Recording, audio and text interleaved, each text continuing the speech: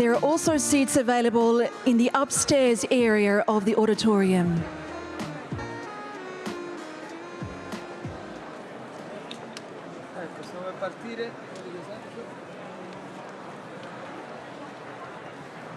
Scendiamo.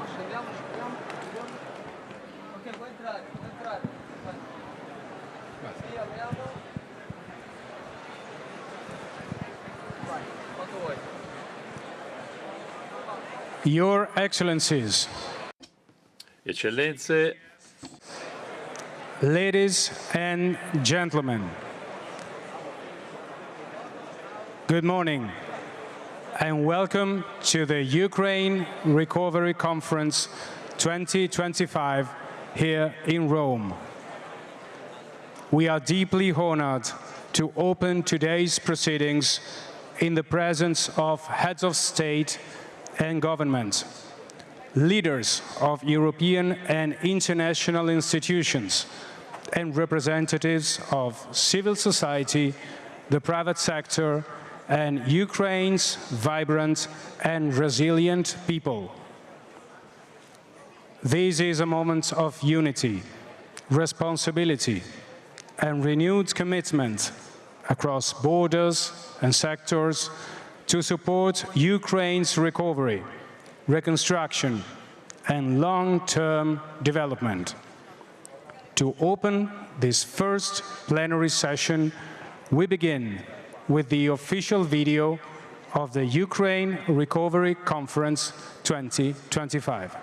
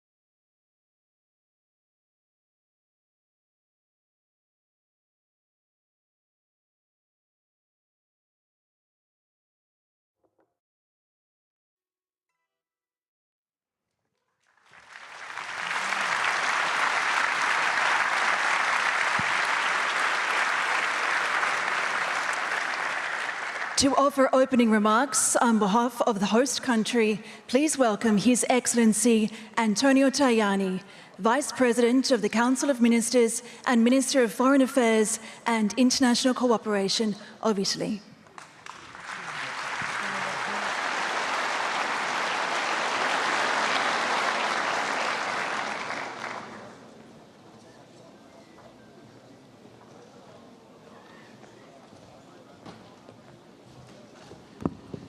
Good morning, everyone. Dear Prime Minister, dear Georgia, dear President Zelensky, Mrs. Zelenska, dear friends, Prime Ministers, leaders coming from many, many countries, welcome to Rome, welcome to Italy. We are very proud today because this conference for us is very, very, very important. We want to host this event today and tomorrow because we believe in Ukraine.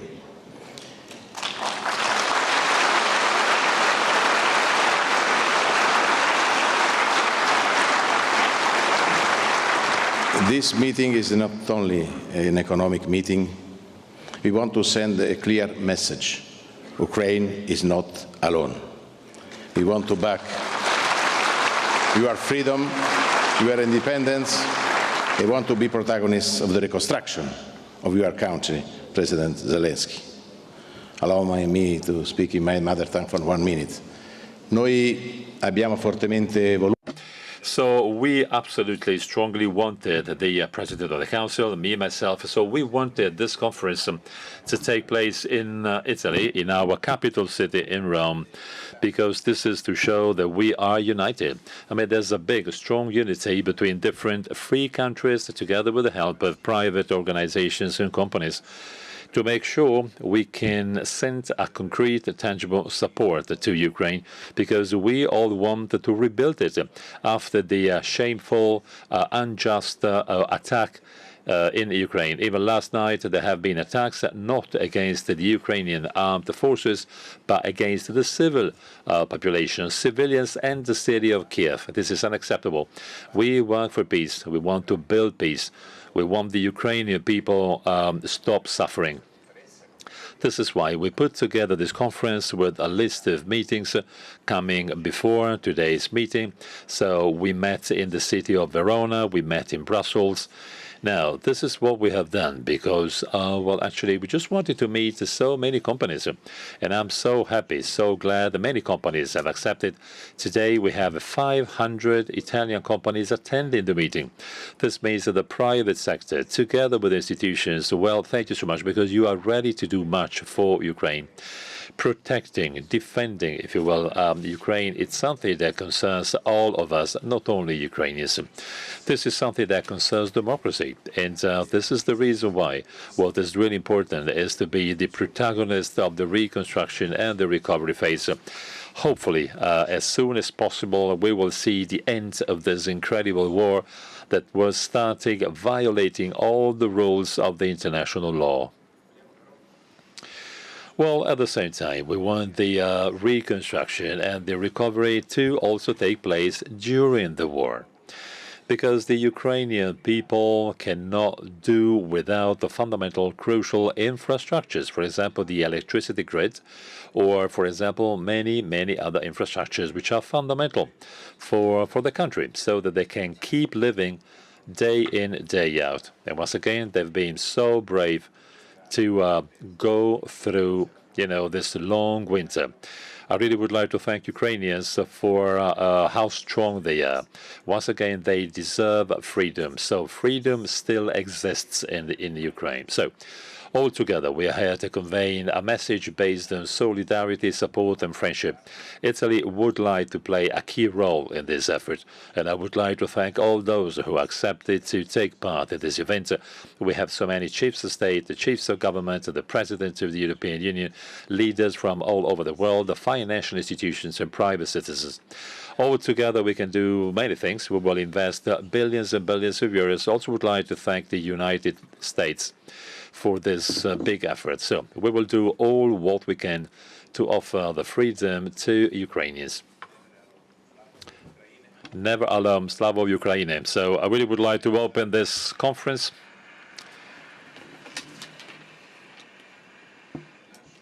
And the floor goes to the President of the Council of the Italian Republic, Giorgia Meloni, for the inaugural speech of this very important event. Thank you.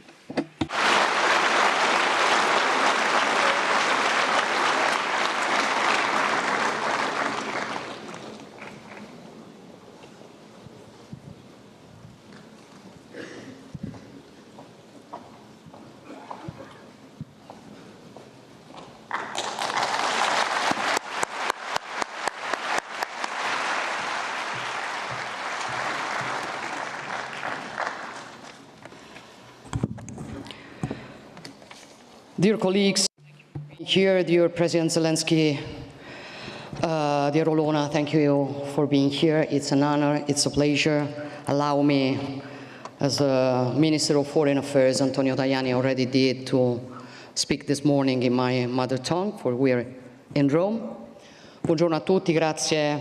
Good morning, everybody. Thank you for being here. For me, it is an honor to open the proceedings of the 4th edition of the Ukraine Recovery Conference. I'd like to welcome all of you in Rome. We'll welcome you in Rome, Zelensky, President Zelensky, the First Lady Olena, and also welcome to the President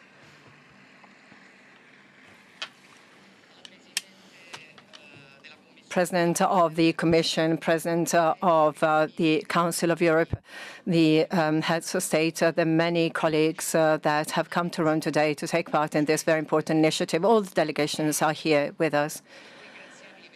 And I'd like to thank you again, because the numbers are impressive, the impressive numbers.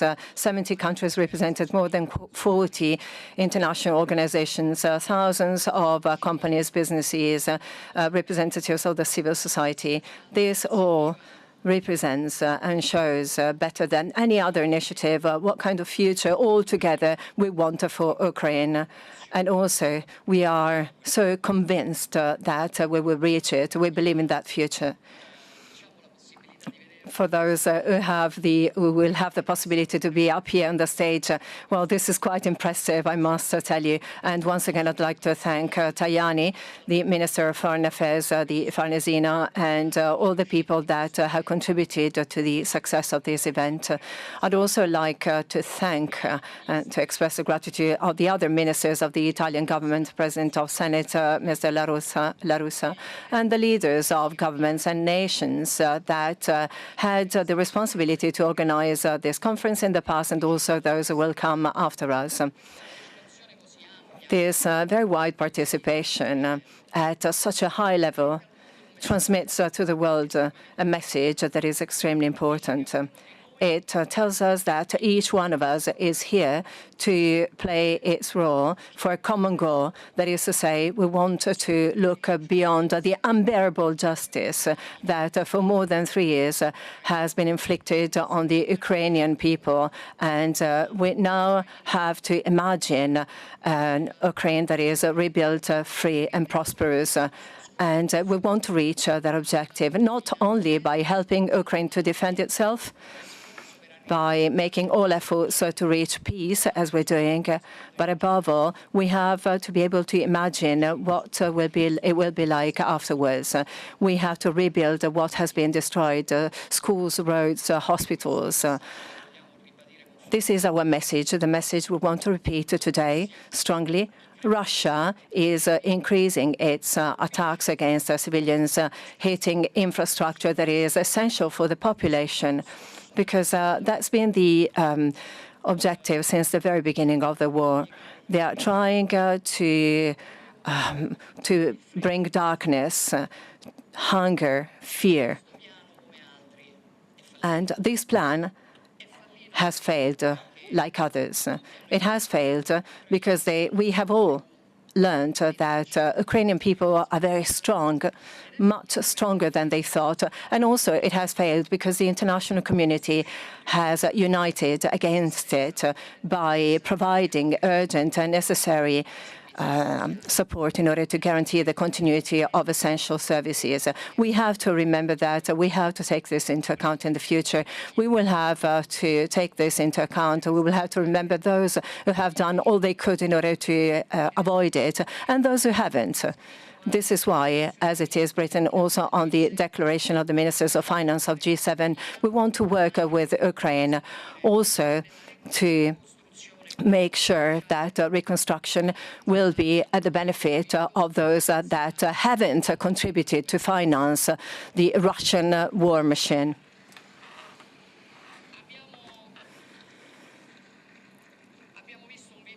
We have seen a very touching, very emotional video, and the narrating voice says, "We believe that together we can stop the darkness and build a strong future." This is exactly what we want to do. We want to stop darkness. We want to build a strong future. We want to build a future that is at the level of such a fierce, proud population like Ukraine, despite the bombs, attacks against infrastructure, displaced people, children separated from their families, casualties. Ukraine still has a lively economy, resilient economy. The war hits trust in tomorrow. We've seen it many times in history. In this case, this was different. In this case, the Ukrainian people looked at their enemy in the eyes and decided to fight against them. They decided to fight not because they like fighting, but because they love what they are fighting for. They are able, they can see beyond this conflict. And this is what has allowed Ukraine to keep on living, producing, innovating, and looking for a light in the deepest darkness. Our task is to help Ukraine. We will do it, rewrite this new chapter of its history for love and justice and for the future. Italy, for this reason, wants to keep on playing a protagonist role, and we can do it, not only for the clarity that we have always shown since the very beginning by being on the right side of history without any doubt, but also because our very strong productive fabric has all the cards in order to generate a multiplier of investments and opportunities. The task and the challenge we have in front of us requires our maximum effort by nations, governments, multilateral institutions, financial institutions, but we can play this match and win it only if we manage to mobilize private capital, the entrepreneurial spirit of enterprises and their ability to attract investments, the enthusiasm, the dynamism that our businesses have shown. They are still showing it, the genius, the creativity that the entire world recognizes, says and shows that Italy can make the difference. This is our commitment. We have agreements between Leonardo, EN, EL, SNAM, Ferrovie. I'm only mentioning some of them, our main companies that will sign, and they have signed agreements with the main Ukrainian companies. We have concrete practical initiatives on strategic projects that are able to bring about a real change by showing the commitment of our productive system. This is a commitment that goes hand in hand with what has been done by the government and the institutions. And this conference offers us the opportunity to sign many agreements, many more agreements. One of the main fields we have decided to focus our attention on is the creation of new tools, new financial mechanisms that will support the work companies, act as multipliers. And this is why I'm so happy to announce the contribution of Italy for the birth of a new equity fund at European level. And the message we want to launch today to businessmen and entrepreneurs is very simple. Don't be scared of investing, of building, of reconstructing in Ukraine, because investing for the reconstruction of Ukraine is an investment, a fruitful investment in a nation that has shown resilience. But it's also an investment in peace, in the growth of Europe as a whole, investing in the security of our citizens. And we'll always be next to you, together with the financial institutions, together with such as Siemens, Cassa Depositi e Prestiti, all those institutions that are supporting the internationalization of companies in order to give you the best conditions in order to work, not only with regard to insurance, obviously, that is needed for those who invest, but also in order to explore new opportunities in strategic fields from agro-industrial sector, mechanics, chemical sector, transport sector. Investing in Ukraine means investing in ourselves because, well, you may like it or not, but what happens in Ukraine is about all of us. So this is why we have to be proud of the result that we're reaching today all together. Countries, international organizations, financial institutions, local authorities, civil society, the business world. Together with this conference, we have agreed for more than 10 billion euros commitment.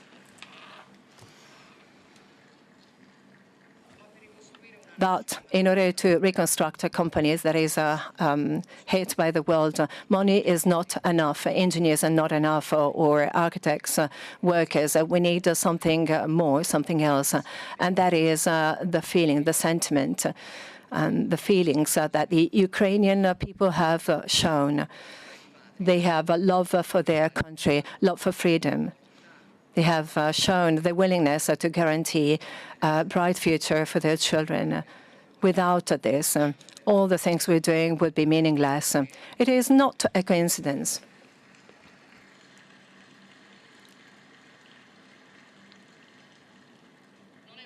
It is not a coincidence that Italy has decided to deal with some of the symbolic places that compose the mosaic of the identity of Ukraine, Odessa, and the Cathedral of Transfiguration, the Philharmonic, the Museum of Fine Arts. These are gems of a beautiful cultural heritage that belongs to us as Europeans. And as Europeans, we want to protect it in order to give it to those who will come after us. Dear Vladimir, Elena, and dear colleagues, the path to reconstruction won't be easy. For sure, it will be a path full of difficulties, but also it is a path that brings a lot of opportunities with it. And Italian people know better than many other people that, well, they know what I'm talking about. We are that people that on the ruins of the Second World War managed to build the economic miracle of the 60s. At that time, our country was destroyed. We were facing difficulties, huge difficulties at that time, but we managed to do it. We managed to rise up again with determination, pride, hard work, and we have become the economic and industrial power that everybody knows. And so I'd like to think that this conference is going to be the starting point for the economic miracle of Ukraine. We will build that miracle together for you, for us, because every school, every hospital, every church tower that we're going to rebuild will be a little piece of ourselves that we have reconstructed, a piece of Europe that we're going to give back to history and to our children. Thank you so much.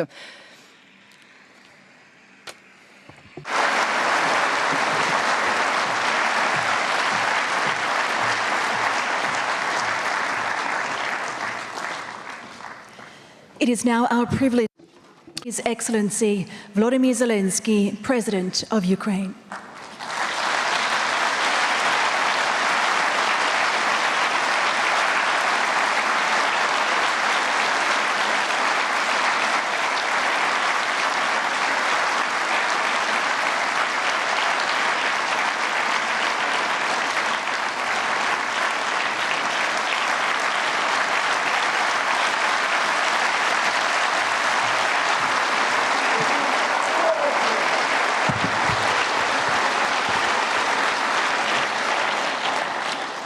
Thank you so much. Dear friends, dear Georgia, thank you very much for your kind words, very strong words, for your support. Thank you for warmly hosting this important meeting for Ukraine, for Ukrainians. Dear Ursula, Antonio, Friedrich, Peter, Donald, Eddie, Pedro, Dick, Rosen, Petri, Christian, Kyriakos, Miloiko, all the leaders and all the participants of the conference and all who stand with Ukraine today. Thank you so much.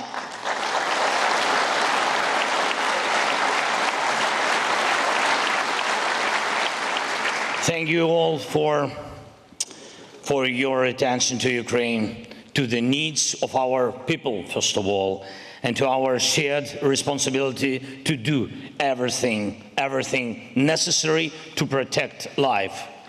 Russia has also prepared for this meeting. Just last night, they launched another massive attack on Ukraine, mainly targeting our capital, Kyiv. The attack involved Russian, Iranian Shahid drones. These drones have been heavily upgraded to cause more destruction and to be harder to shoot down. Ukrainians now face attacks by hundreds of these drones every single night. and this is pure terrorism. The night before last, they launched over 700 drones and missiles. Last night, nearly 400. And they try to do this as often as possible. And this is exactly what Putin wants, for our people to suffer, to flee Ukraine, and for homes, schools, for life itself to be destroyed everywhere, not just near the front lines. Remember, just a year ago, many people thought Russia wanted real peace, real talks, and a ceasefire. Moscow was sending those signals, and it was all part of their propaganda, trying to say that Ukraine didn't want peace. But we said back then there must be pressure on Russia because it was not preparing for peace. And now everyone sees that Putin has rejected every peace proposal and is escalating the violence. Just last night, in Kiev alone, sadly, 2 people were killed and 16 were injured. A medical lab was completely destroyed, residential buildings, a shopping center, a veterinary clinic, and basic city infrastructure were all damaged. And that was with many of the drones and missiles being shut down. Still, some made it through. And this is what we must focus on first. We must stop Russian drones and missiles. And this means more air defense supplies and more investments in interceptor drones, air defense systems, and of course missiles. And I urge all our partners, increase your investments. When Russia increases its attacks, we cannot have a shortage of funding for drone production. More than 30 countries and hundreds of companies are represented at the conference today. And we must reach a point where Ukraine's air defense and drone sector is supported by over 30 countries and backed by hundreds of companies, not only from Ukraine, but also from Europe, the United States, and beyond. Please speak to our team for details. Ukraine has some of the world's most advanced drone technologies for both offensive and defensive, and we are ready to share this expertise and these technologies with our partners. Ukraine needs investment, you need skills, you need technology, and everything we are building now to protect Ukraine will also help protect you. Secondly, I'm grateful to all countries that are part of the coalition supporting Ukraine's defense. We've created effective, really effective coalitions, effective drone coalition, and you can see how drones help us hold the life, hold frontline and strike Russian military infrastructure deep inside Russia. We also have a strong aviation coalition. Thank you to all its members. Ukraine has received and is building up modern combat aviation. This is a huge, huge help. Thank you. Thank you, partners.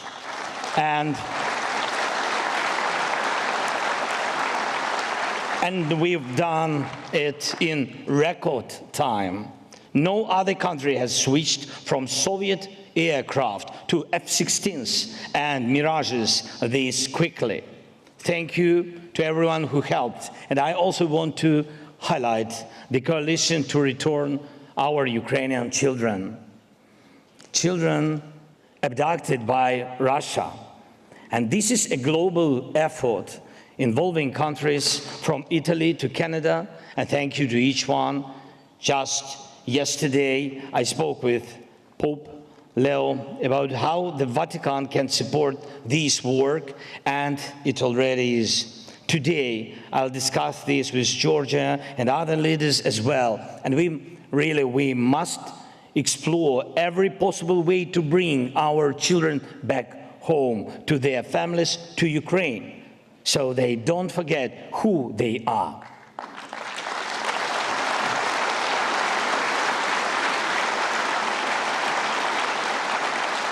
and where they come from. And so they are not used against Ukraine in war or sabotage when they grow up. This is very serious threat, and we must stand against it together.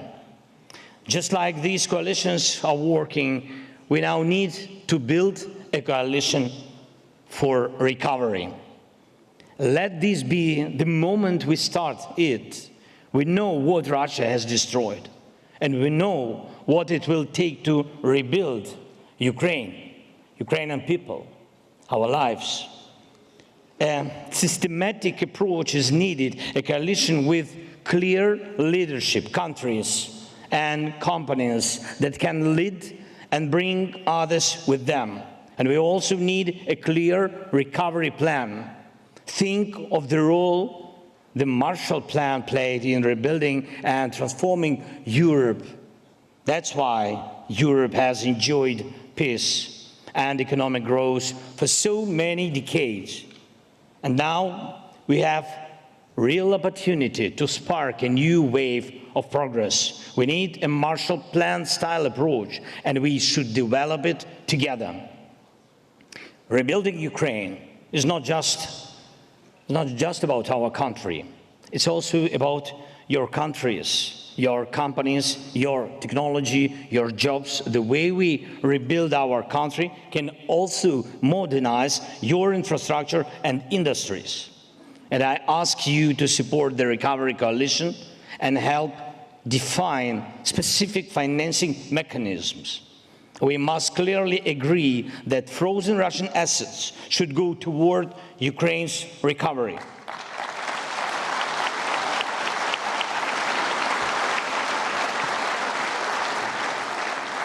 Not only the income from these assets, but the assets themselves must be used and much more actively than they are now to help save lives. And we also need a clear system for reconstruction, a special recovery fund, and financing at different levels for Ukraine's national budget and for local communities. And we are very, very open to working with any business that can support our strengths, production, logistics, and of course, rebuilding. And let me emphasize one more thing. In this joint recovery project, we will only welcome true partners, those who are not helping Russia continuing this war.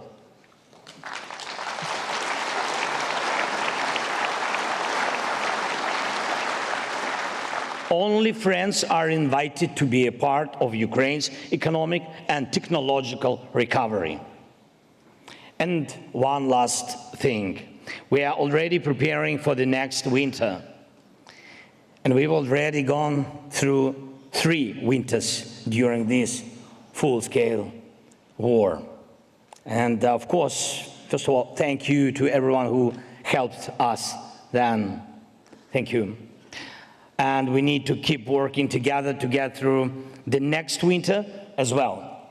And this can only be done as a shared task. And let's use this conference to move forward with that. I thank Norway for already, by the way, supporting us. Thank you to the Netherlands for your help. Thanks, Germany. Thanks, Ursula, Antonio. Thanks so much for the EU's continued support in helping Ukraine face energy challenges, real challenges. And we must keep making sure our people are protected. I also thank Italy, more than 500 companies, Georgia. Thank you so much, and to your team. More than 500 companies are represented here at the conference. Around 200 agreements are ready to be signed with a total value of over 10 billion euros. All of these must be fully implemented. And please, let's also focus on energy. Putin has only 2 real allies: terror and winter. and we must respond to both. Thank you to everyone who is helping, and let today's meetings bring real results that matter to people and are visible in their lives. And every day, all of us must stay focused. All of us must keep up the pressure on Russia. All of us must keep working for defense so that we can bring a real ceasefire as soon as possible, that our drones go to our shared arsenals, that our technologies serve recovery and real life, that we create and start implementing a reliable recovery plan, that our children and our people return home to Ukraine. Let's do everything we can.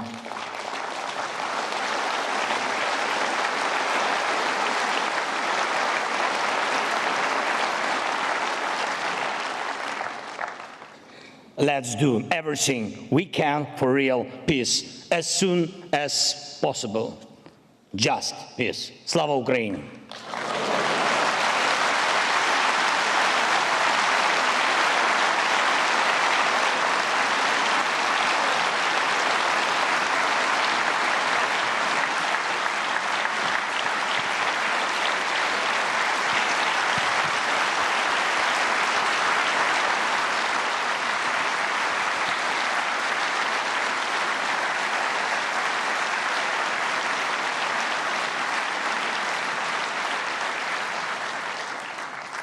We now welcome Her Excellency.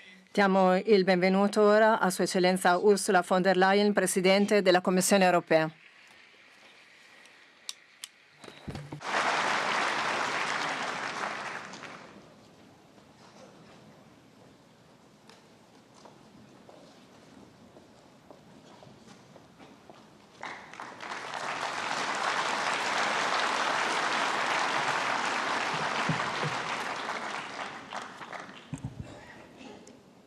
Prime Minister, dear Georgia, President Zelensky, dear Volodymyr, dearest Olena, what a pleasure that you came along too. Thank you very much for being here.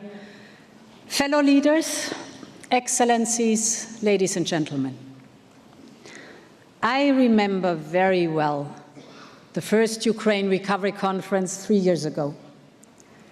It was just a few months after Russia unleashed destruction and bloodshed on a scale not seen since the Second World War. I remember the pain of the Ukrainian people. But even more vividly, I remember just how quickly they picked themselves up and began to rebuild. In the liberated towns of Irpin and Bucha, and with restored homes, schools, and hospitals. And Europe has been there at your side from day one on, and Europe will be at your side as long as it takes.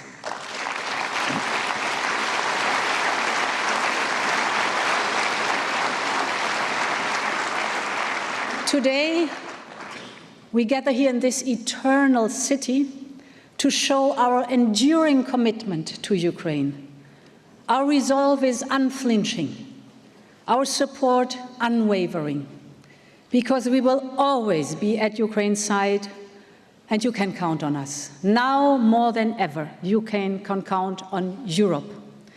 Our solidarity continues on all fronts, militarily, financially, and politically.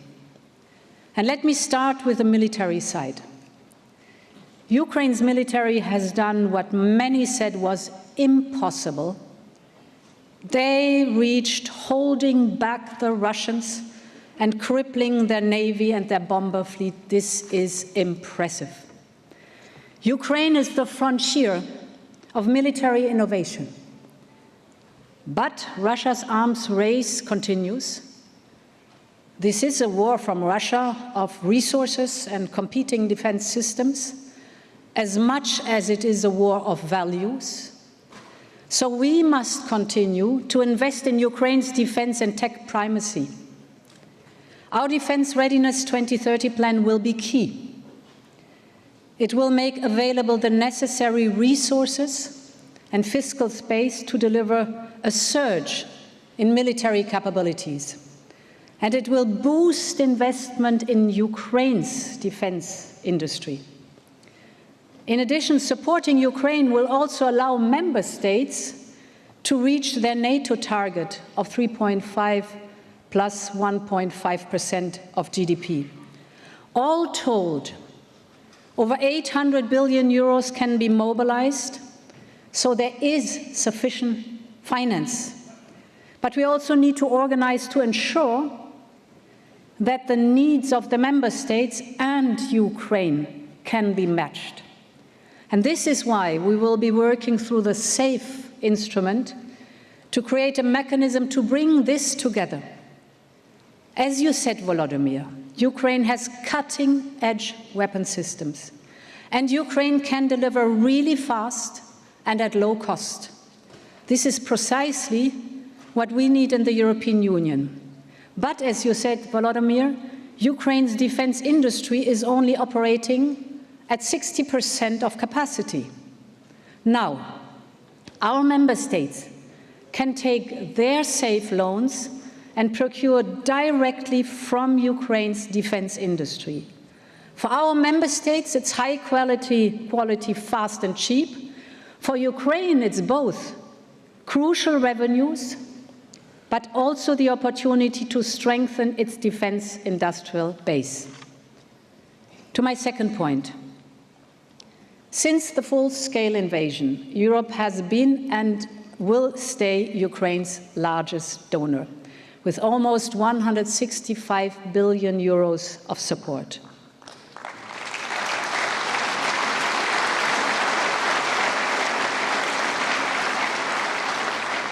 And this year alone, we will cover 84% of external financing needed. As part of this support, I can announce 1 billion euro payment in macro-financial support, dear Volodymyr. A payment of more than 3 billion euros from the Ukraine facility. And these guarantees and grants that we are signing here today, you said it, Georgia, and you said it, Volodymyr, it's outstanding. They are set to unlock 10 billion euros in investment for growth, recovery, and reconstruction of Ukraine.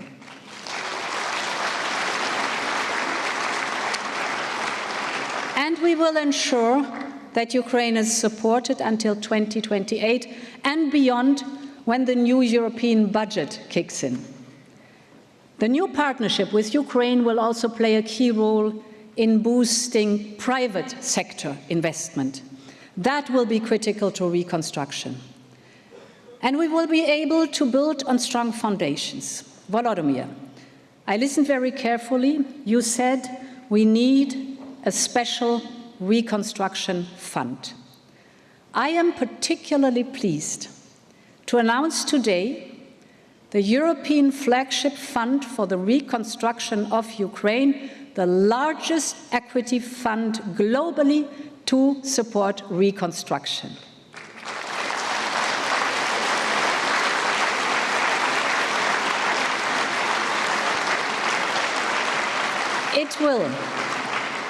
It will, together with the private sector, kickstart investment in energy, transport, critical raw materials, dual-use industries.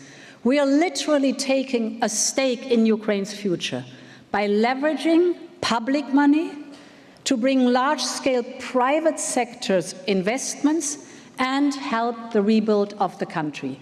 And I'm particularly pleased, and I think from the bottom of my heart, that we are building this together with Italy, Germany, France, Poland, and the European Investment Bank. Thank you so much for your commitment.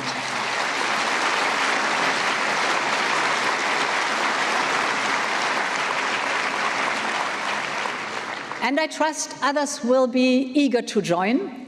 The people of Ukraine are ready to drive their country's economy into the future. The time to invest is now. Finally, on political support. Under relentless fire, Ukraine is passing reform after reform. That's impressive. Ukraine stands ready to proceed with the next step on the accession path. Ukraine is delivering on its reforms. Now we must too, because the accession process is based on merits, and Ukraine merits moving forward. The Commission is very clear. Ukraine is ready to open Cluster 1, the fundamentals cluster.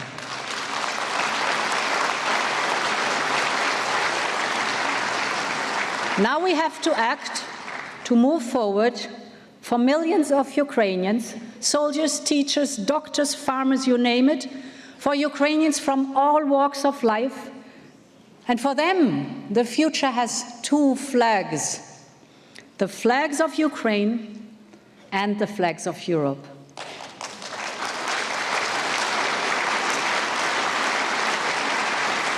This recovery conference is all about bringing Ukraine and its future to Europe.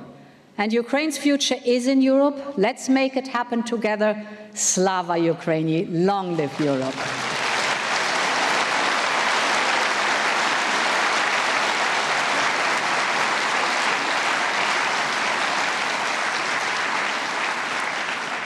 Please welcome now His Excellency Friedrich Merz, Federal Chancellor of Germany.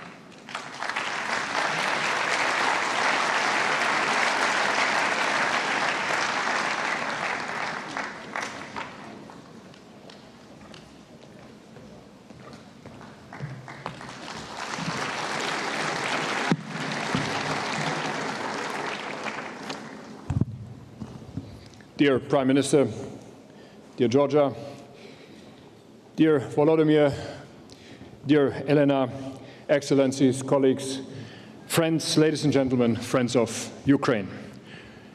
History knows many different examples of post-war reconstruction. One of the most successful was the recovery of Western Europe, and particularly of my country, Germany, after World War II. People still remember the so-called Wirtschaftswunder, the miracle of our economy.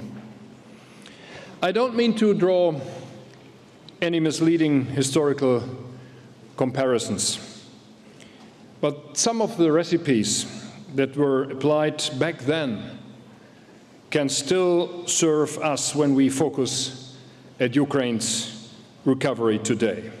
The first one is, to rebuild a war-torn economy, it takes strong partners and international support.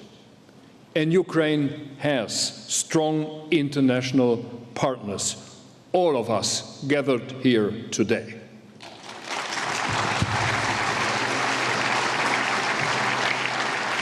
Today, Ukraine has dozens of partners around the entire world. The European Union, the G7, the IMF, and of course, all of us that have come together today for the Ukraine Recovery Conference in Rome. Since last year's conference in Berlin, we have made some remarkable progress. 200,000 micro, small, and medium-sized enterprises have been supported through the SME Alliance. 275,000 Ukrainians have received training as reconstruction professionals since the establishment of the Skills Alliance. 400 new partnerships with Ukrainian municipalities have been established, which is extremely important because reconstruction takes place at local level. In more than 80 companies, donor governments and civil society organizations have joined forces to empower women in their role in reconstruction. Now, Germany is the largest donor to the Ukraine Energy Support Fund and will continue to support the stabilization and reconstruction of Ukraine's energy system.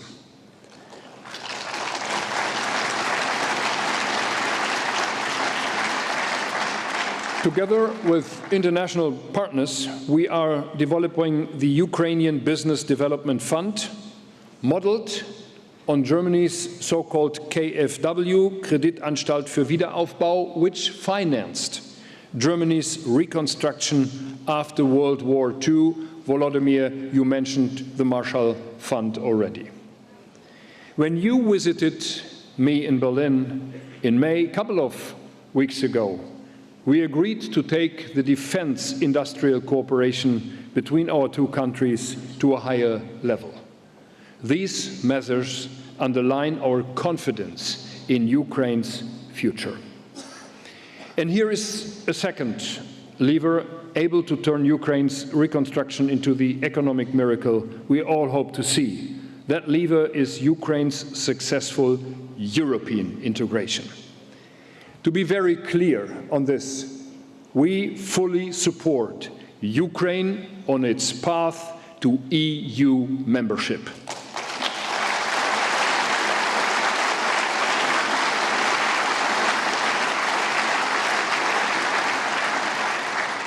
This includes, and you know that, Volodymyr, reforms like strengthening the rule of law or fighting corruption.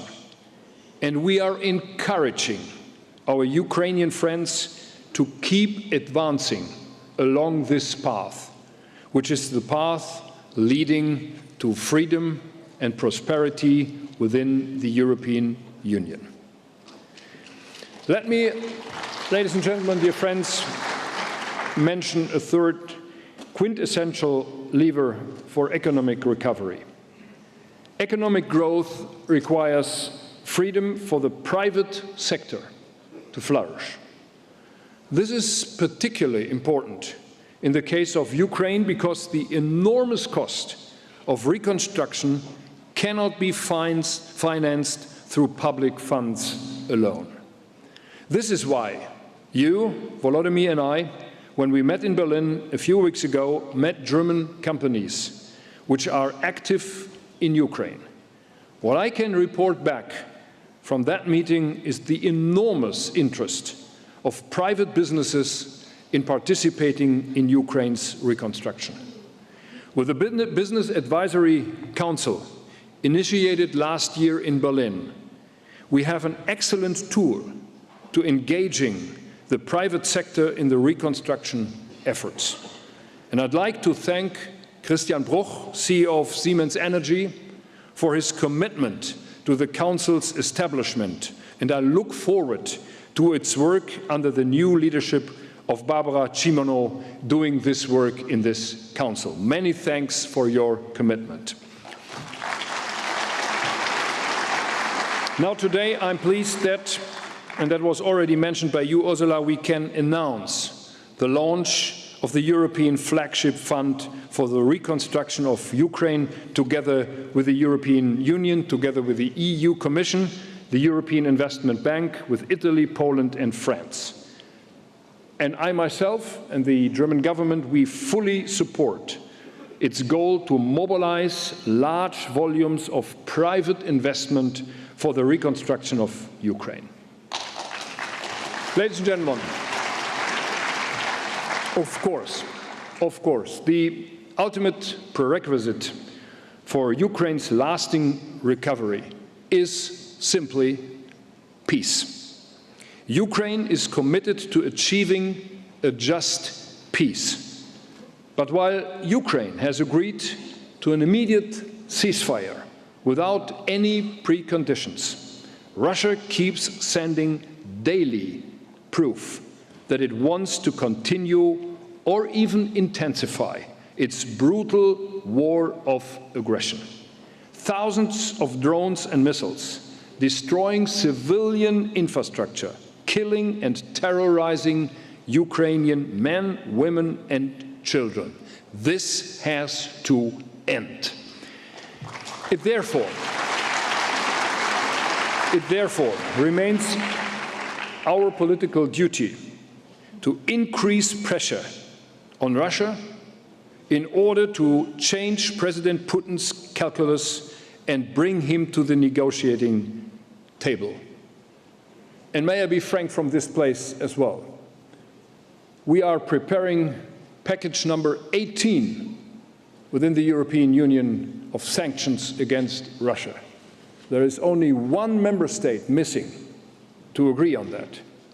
I urgently ask Slovakia and its Prime Minister to give up the resistance and to make the way free for package number 18 within the European Union.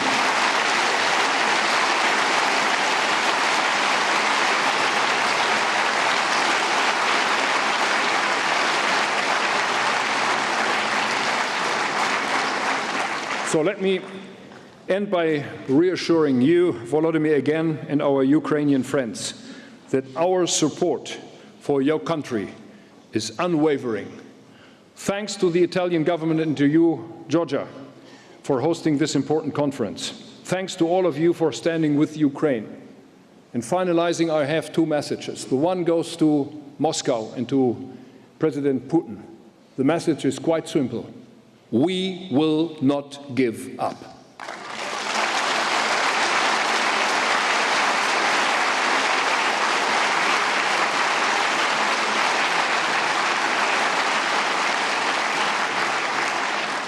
And dear friends, my second message goes to Washington, D.C. and to President Donald Trump. Stay with us and stay with the Europeans. We are on the same page. And we are looking for a stable political order in this world. We are both, the Americans and the Europeans, are part of with us. Stay with us on this side and on this page of our common history. Many thanks, dear colleagues and friends.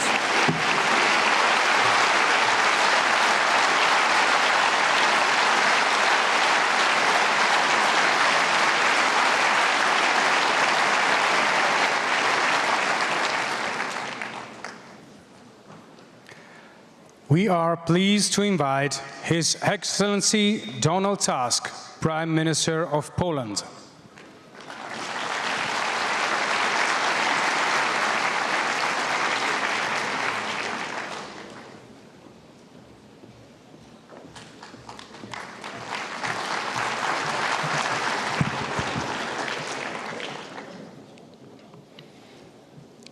Dear Presidents and Prime Ministers,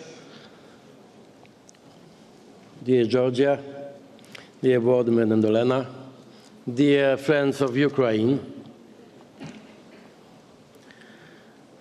there will be no recovery without victory.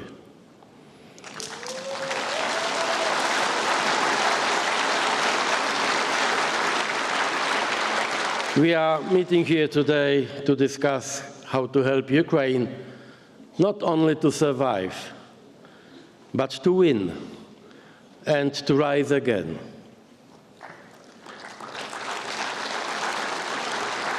Not only in material terms, but also spiritually and socially. Ukraine's victory is a matter of security for the whole of Europe. And victory means territorial integrity, sovereignty, and, to put it simply, a just and lasting peace. Victory of Ukraine is not against other countries. It's a victory of our values and our common security. Recovery is more than just about rebuilding walls. It means returning to normal life. Recovery is a set of parallel processes: physical reconstruction, European integration, and modernization, all of them taking place together and at the same time. I deeply believe that we all now understand that this is not a war just about Ukraine. This is a war about Europe and for Europe. or perhaps even about the world and for the world as we know it. Because fault lines are appearing across the whole globe. This is a war between civilization and barbarism. My country, Poland, has already done a lot for Ukraine. The Polish society was mobilized from the very first moments of Russia's full-scale invasion in 2022. This is not the time to list everything we did, but I think it's enough to mention one figure: 25 billion euros. This is what Poland has already spent in response to Russia's aggression in humanitarian aid, refugee support, and military assistance. Poland will play a special role in the recovery process. My government has developed a coherent model of support. First, investment in our infrastructure, roads, railways, and logistics, which mainly serves to help Ukraine. Second, connectivity. The Polish corridors through which 90% of military and humanitarian aid is currently flowing to Ukraine. The same routes will carry goods for the reconstruction tomorrow. Third, trade. Today, 30% of EU exports to Ukraine is coming from Poland. 30%. And trade leads to investment. Polish and Ukrainian businesses are already benefiting from the special insurance and financing instruments that have drawn a huge interest from our partners. Transport, trade, investment. This is the triangle we are building on. Because rebuilding Ukraine also means connecting it to Europe. This is the deeper meaning of connectivity. We are laying the foundation for Ukraine's future EU membership.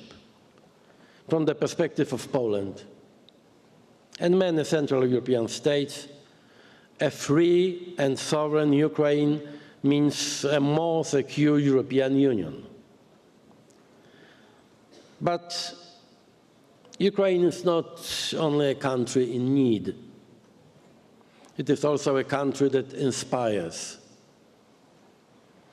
that teaches us courage, yes, resilience, certainly, but also innovation, the kind of technology that is already changing the battlefield: drones, autonomous systems, cyber defense. Ukraine is testing all of them already today. And NATO is learning from Ukraine and must do so even more in order to strengthen its deterrence.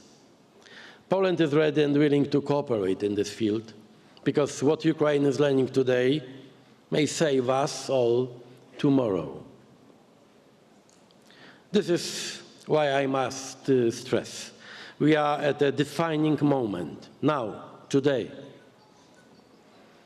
What we are doing now will determine where we stand 1 year from now. Will the guns pointed at Ukraine fall silent by the time we meet again during the next recovery conference? And so, from Rome, one of the cradles of our civilization, I appeal to the entire democratic world. Our consciences cannot rest while Putin attacks civilians night after night. Ending this war must be our common cause. Now is the time to begin a new chapter, the chapter of Ukraine's recovery in peace. Thank you.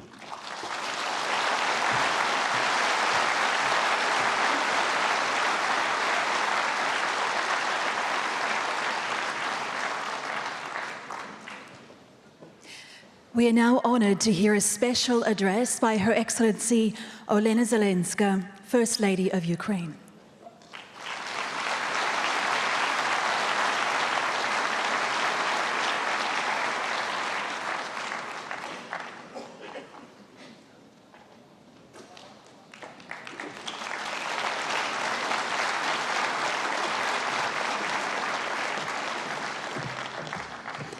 Thank you so much. It's a great honor to participate here today. So, dear attendees, esteemed head of government, I would like to thank, first of all, the Italian government and Prime Minister Giorgia Meloni for organizing this and hosting this year conference here in Italy. Thank you for your genuine concern and for your commitment, because today we're discussing not only the fate of Ukraine, but the fate of the entire region. I want to tell something about the destruction, because destruction is not only a physical concept, it is also a social one, manifesting as a hardship, security threats and mental distress. It can spread far beyond the battlefield and affect everyone.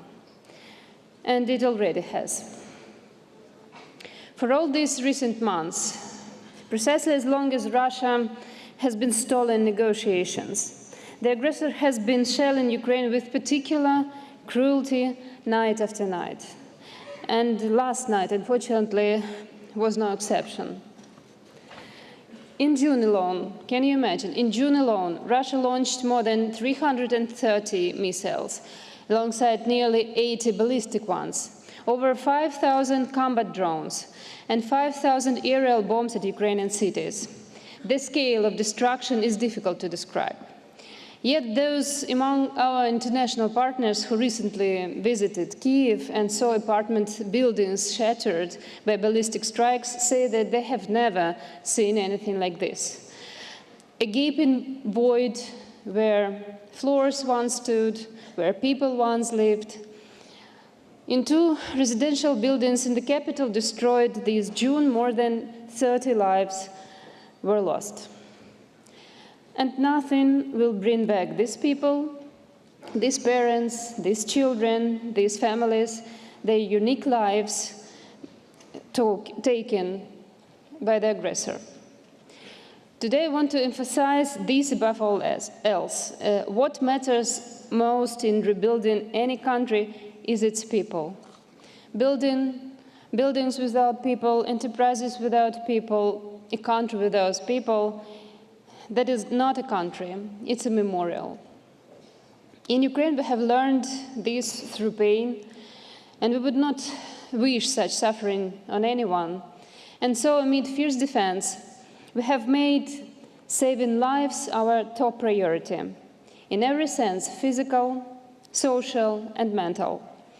Our principle is restore the individual, and they will restore everything else, only in that order. Thank you.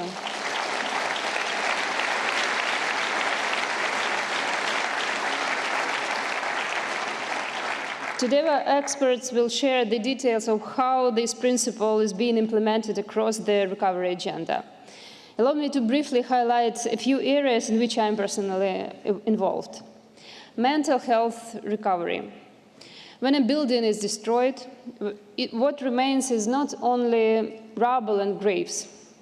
There are also hundreds of people living grief, relatives, friends, and many, many more living in anxiety and fear, knowing they could be next.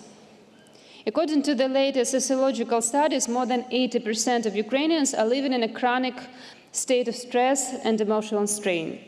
We have many internet memes about this, sad ones, of course.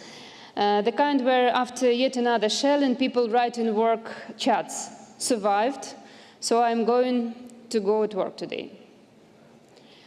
Our economy continues to function thanks to millions of people who go to work after spending their nights in basements.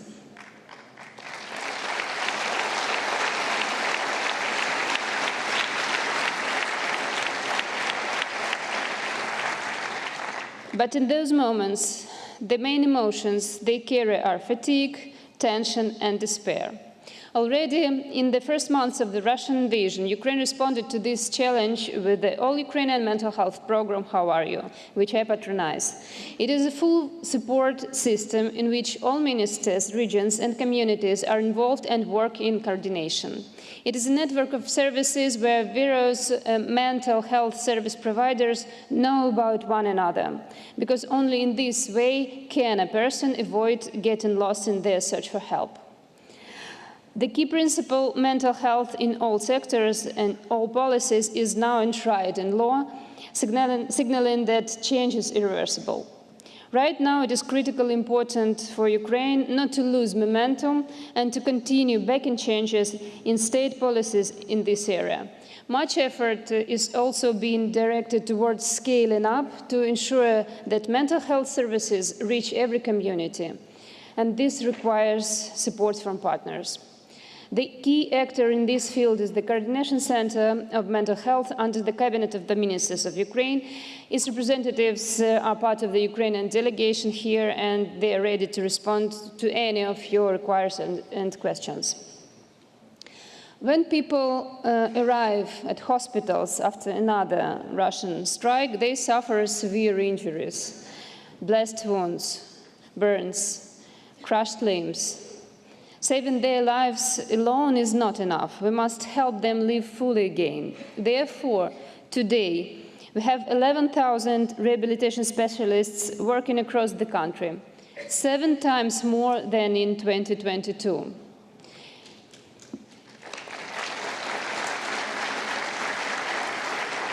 In just the last year and a half, they have helped 600,000 Ukrainians. This is also the result of state policy.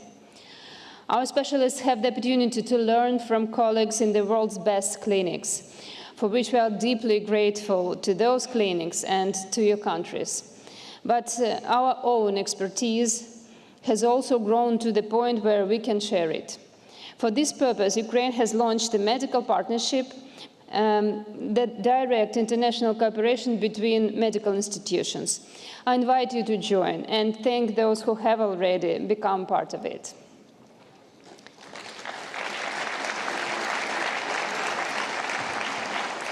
Education. You may have seen the headlines. Ukraine now has fully functioning underground schools. It's true. We have already built 15 underground schools out of 200 planned. Russia deliberately targets our educational institutions, having already destroyed 394 facilities and damaged over 3,500. I want to especially thank every international partner who helps us provide education to children and welcome the International Alliance supporting the transformation of early childhood education in Ukraine, First Steps Forward, which will be established on the sidelines of the URC today. In the early months of our defense, when Ukraine made the important decision to preserve education for our children, we also made another crucial choice: to continue the school nutrition reform. We are probably the only country implementing such a reform during wartime. But precisely in times like this, a quality school lunch becomes more than just a meal. It is also an expression of care, a form of social protection, and a support for the entire family. I have the honor of patronizing this project, a project about more than just food, about dignity and opportunities. The reform team has already modernized over 1,000 school kitchens, and more than 6,000 school cooks have been trained to prepare meals according to updated health standards. Every day, more than 1.5 million Ukrainian children receive free hot meals at school. Our healthy eating campaign has reached over 7 million Ukrainians because we believe that by cultivating healthy habits from childhood, we shape a healthy nation. Our goal is that by 2027, every child has daily access to high-quality, healthy food. To achieve this, Ukraine still needs 6,000 modernized kitchen facilities and 12,000 trained cooks. I invite you all those who feel connected to this to join us. And I also invite everyone to literally taste the reform. For the second year in a row, we present in a school meal show kitchen here at the URC. You're welcome.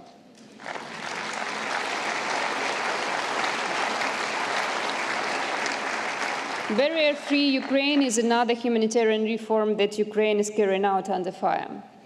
I initiated it 5 years ago, but it has become especially relevant at this moment. It concerns everyone, the wounded, the disabled, the elderly, children, caregivers, and those suffering psychological trauma, because it is about equality in mobility, in opportunity, even in communication. Over these years, we have introduced European standards of accessibility in construction and digital space. Each ministry leads flagship projects to enhance access to education, work, and mobility. You will hear more about this in detail today. But I want to say, war is not just a slowdown. It pushes up backward. It is always regression. So we need to defend not only against attack, but also to hold back regression. As Lewis Carroll said, it takes all the running you can do to stay the same place. Literally, even new strike increases the need for inclusive services. That is why we value your help so much. Thank you.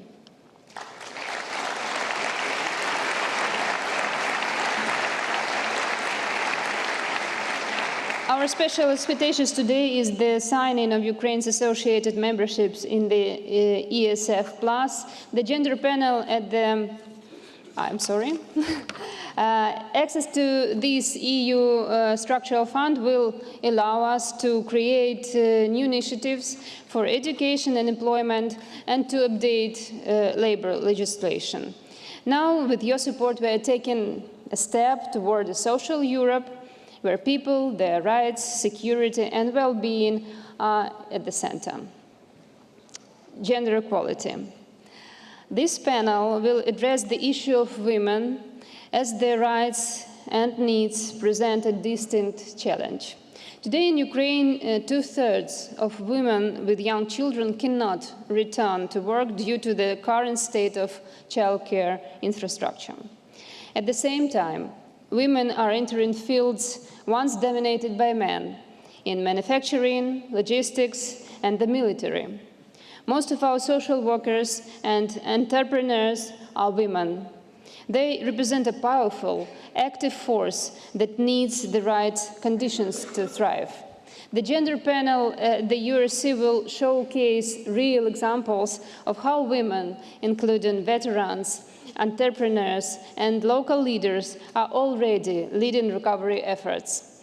It is crucial that the Alliance of Countries and Organizations for Gender-Responsive and Inclusive Recovery continues to support them and helps make their efforts visible, influential, and effective.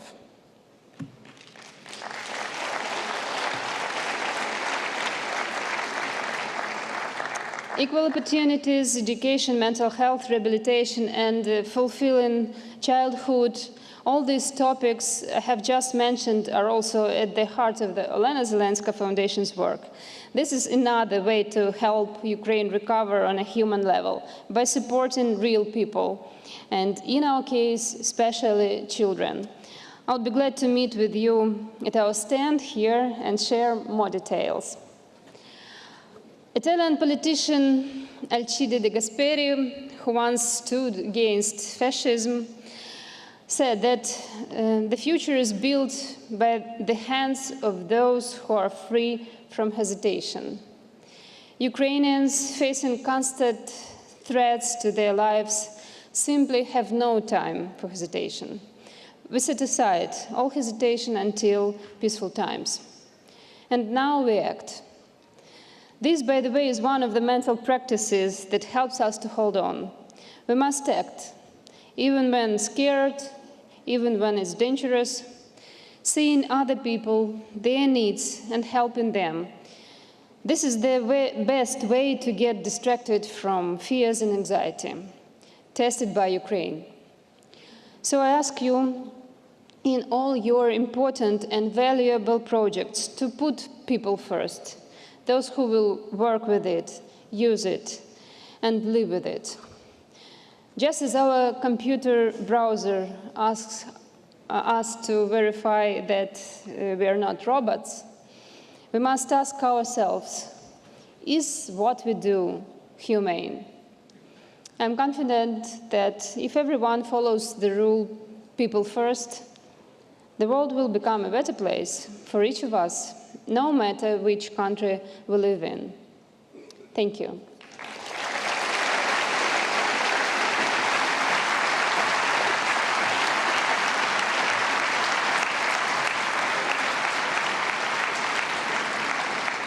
We thank Madam Zelenska. Now the first plenary session is over. Please remain seated. In a few minutes, the second session will start.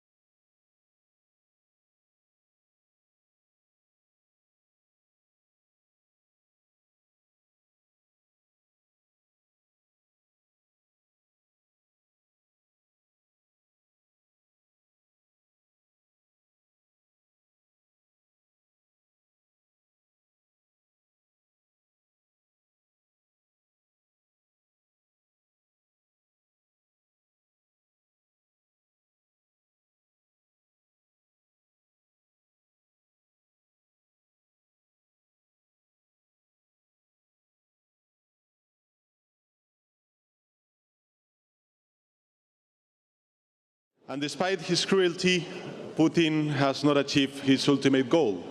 He never will. Ukraine stands strong despite all, and we have their back.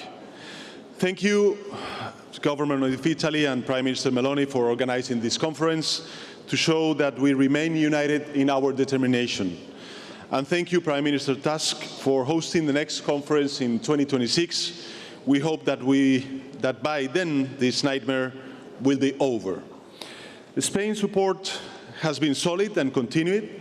Since February 2022, we have committed military support worth close to 3 billion euros.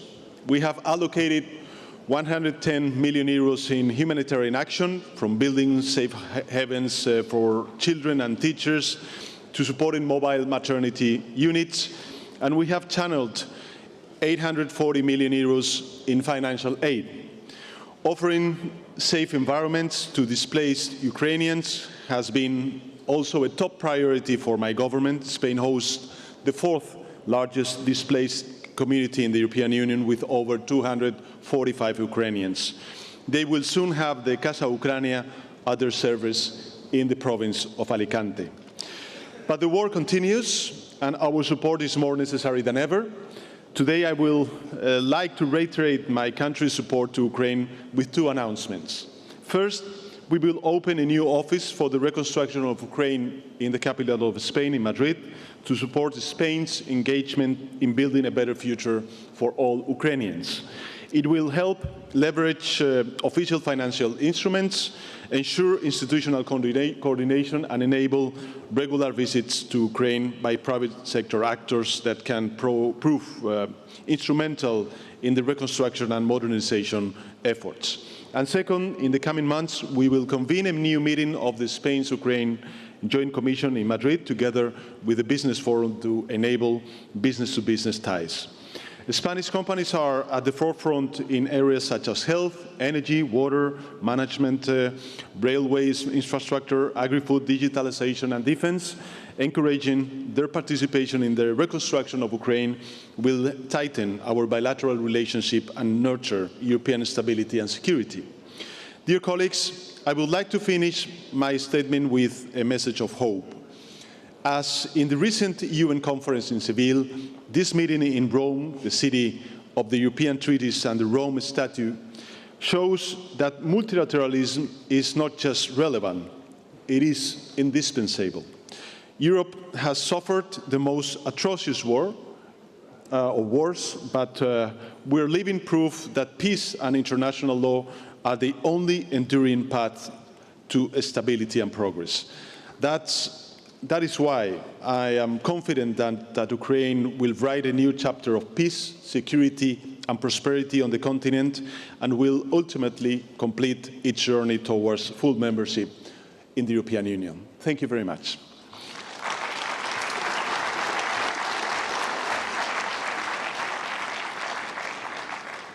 We proceed with the message from His Excellency Denis Shmyhal, Prime Minister of Ukraine, joining us remotely.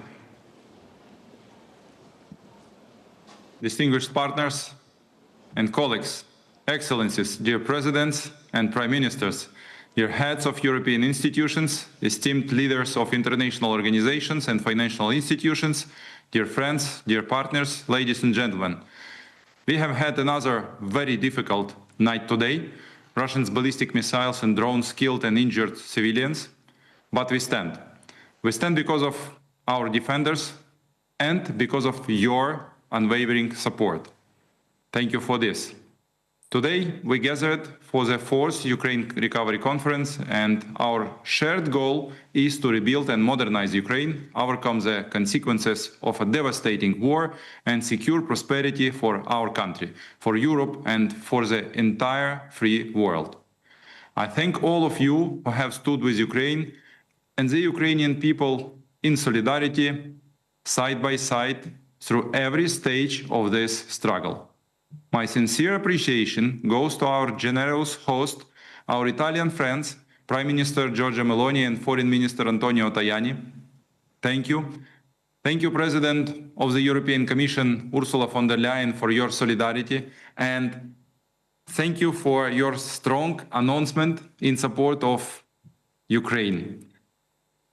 Grateful to President of European Parliament, Roberta Metsola, and President of European Council, Antonio Costa, for your continued support. We value the unwavering commitment of every EU member country. From the first hours of Russia's full-scale invasion, we have felt your leadership in defending the values of freedom and democracy. We are especially thankful to the United States, our strategic partner, the US President and the US Congress for bipartisan support. Together we have overcome many challenges. Together we will continue on the path to a just peace and successful recovery. Our gratitude goes to the leaders and people of the G7 countries. Your comprehensive support and every single initiative have made Ukraine stronger. To all our partners, our neighbors and nations from across the globe, thank you for standing with Ukraine during these difficult years. Despite the geographic distance, we are united in defending our common future. Special thanks to the international financial institutions. Thanks to your support, Ukraine has maintained financial stability and has the resources to defend itself and meet critical needs. We also recognize Ukrainian and international businesses for believing in our people, paying taxes, investing and working for our shared future. And of course, I thank the Ukrainian team, which works around the clock with our partners, quickly, effectively, and with unwavering commitment, for victory, for recovery, for growth. We all believe in the success of this ambitious reconstruction, the largest of its kind in Europe since the end of World War II. Dear partners, dear friends, this conference is a clear testament to our unwavering unity, and I am confident that this unity will remain. It must also translate into further joint actions, including continued and growing pressure on Russia to cut off the aggressor from the resources and means to wage this war. Sanctions imposed on the Russian Federation are working, but not yet enough.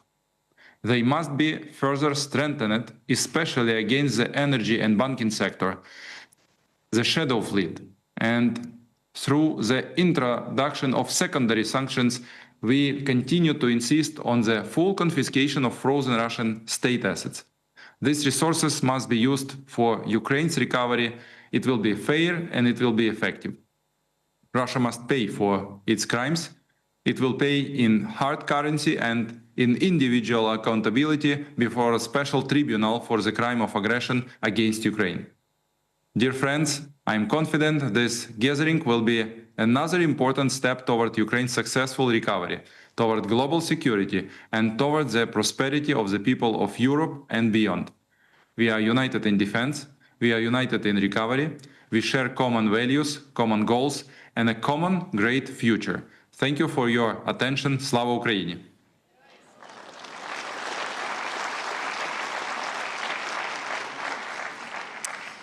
We are now very pleased to welcome His Excellency Antonio Costa, President of the European Council.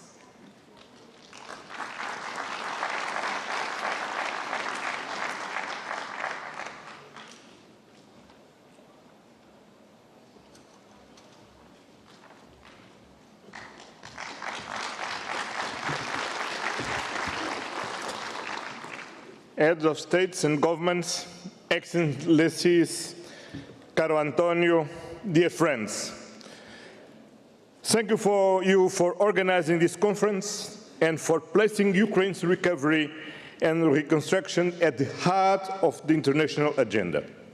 I would like to focus on 4 pillars that must shape Ukraine's path forward: peace, defense, reconstruction, and accession to the European Union. First, peace. Dear Volodymyr, let me commend your leadership in calling for an unconditional ceasefire and mobilizing all diplomatic efforts toward a just and sustainable peace.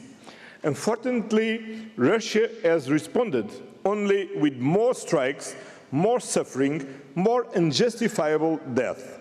This must stop.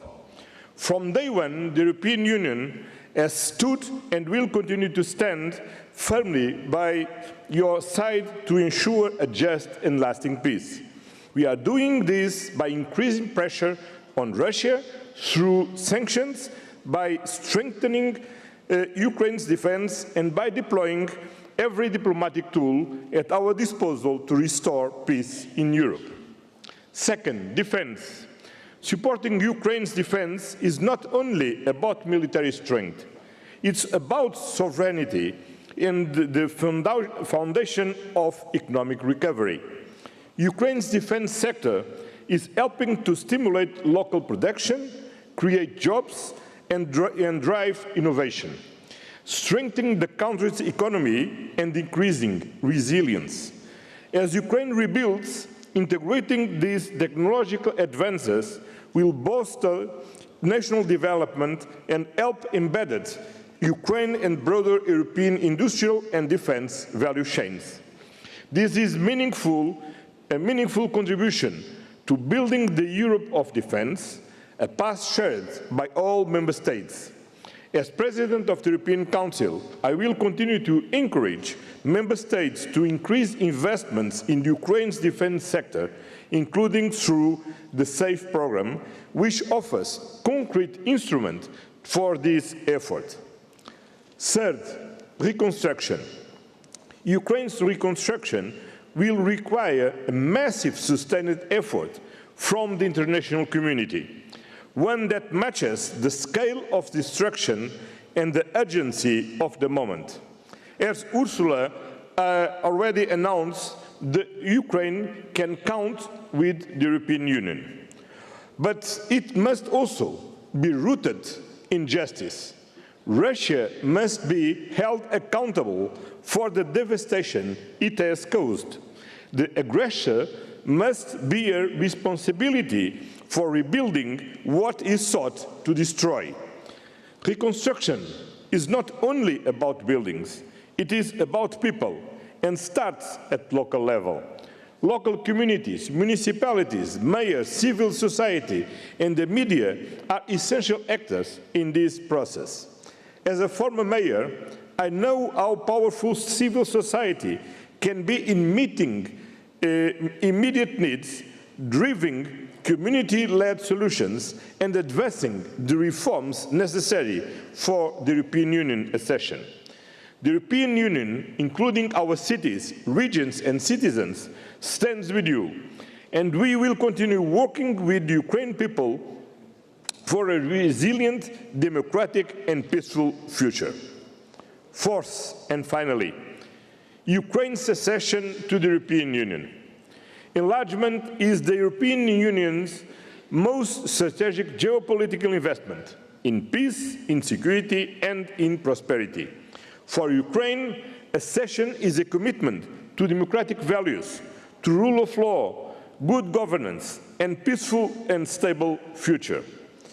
At our most recent meeting, European Union leaders acknowledged the remarkable progress Ukraine has made on reforms, even under the most difficult conditions. The Commission's assessment is clear. Ukraine has fulfilled all the necessary steps to open the first cluster of accession negotiations. Negotiations must now move forward. Ukraine's accession process will continue with the next steps guided by merit, momentum, and the mutual commitment. Ladies and gentlemen, Ukraine's future lies in the European Union. The European Union stands with Ukraine for peace, for defense, for reconstruction, and all along the path of accession. Together, we can ensure that Ukraine not only recovers, but thrives, and in doing so, we will build a stronger, safer, and more united Europe. Thank you very much.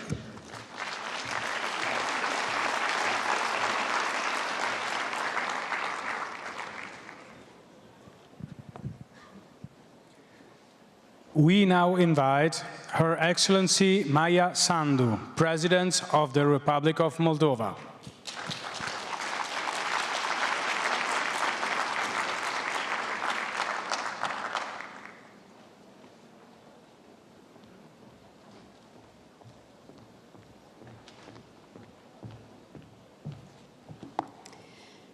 Your Excellencies, colleagues, let me begin by thanking President Zelensky for his leadership and the Ukrainian people for their extraordinary courage. Moldova understands clearly your resistance protects not only Ukraine, but Moldova as well. We do not take that for granted. And I would like to thank Prime Minister Giorgia Meloni for co-hosting this important conference and for keeping Ukraine's recovery firmly on the agenda. Planning for reconstruction while war still rages is not easy, but it sends a vital message. Ukraine is not only resisting, it is preparing to rebuild, to thrive. Still, we must be honest. None of this will matter unless Ukraine can defend itself now. For Ukraine's recovery to happen, Ukraine must resist. And for Ukraine to resist, it needs more and faster military support. For Moldova, this is not theoretical. Ukraine is our neighbor, our partner, and our fellow future EU member. We share a long border, 1,200 kilometers. We share infrastructure, and we share a future. When the invasion began, Moldova stepped up.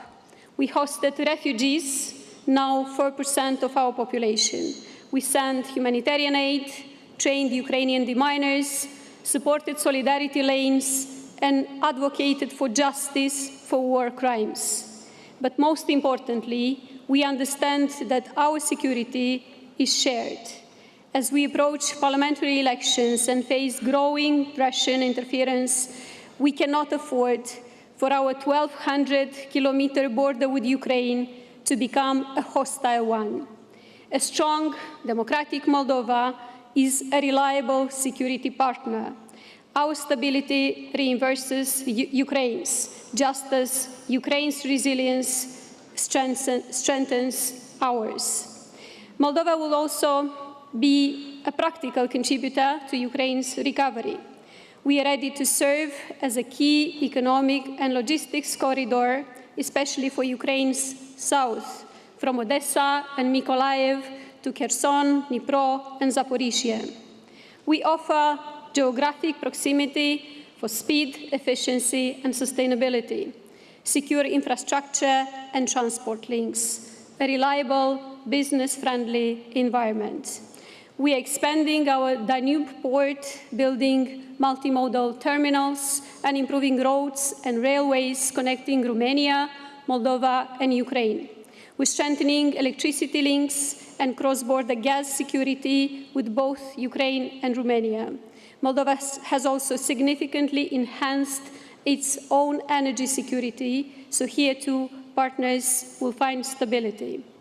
To our EU partners, we say, help us fast-track the infrastructure that ties us to Ukraine and to Europe. It's an investment in our shared resilience. But let me close where I began. Ukraine's ability to rebuild depends first on its ability to defend itself. That means bold, immediate, and sustained support, military, economic, and political. Ukraine has shown the courage to fight and the vision to rebuild. Moldova stands with you consistently and unconditionally. Thank you.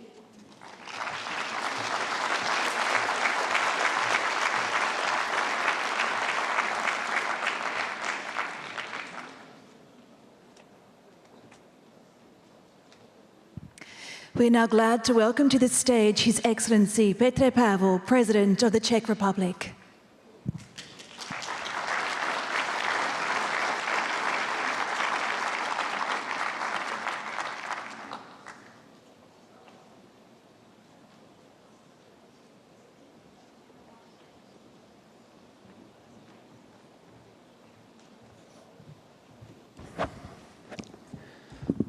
Dear colleagues, ladies and gentlemen, it is an honor to speak to you today, representing Czechia and recognizing our shared responsibility in responding to Russia's aggressive war against Ukraine.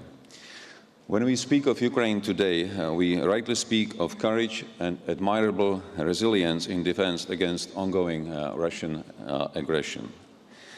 Despite hopes earlier this year that the war might move forward a resolution, the scale and intensity of the fighting have only grown over time, with an increasing number of drone and missile attacks striking cities, critical infrastructure, and civilian targets.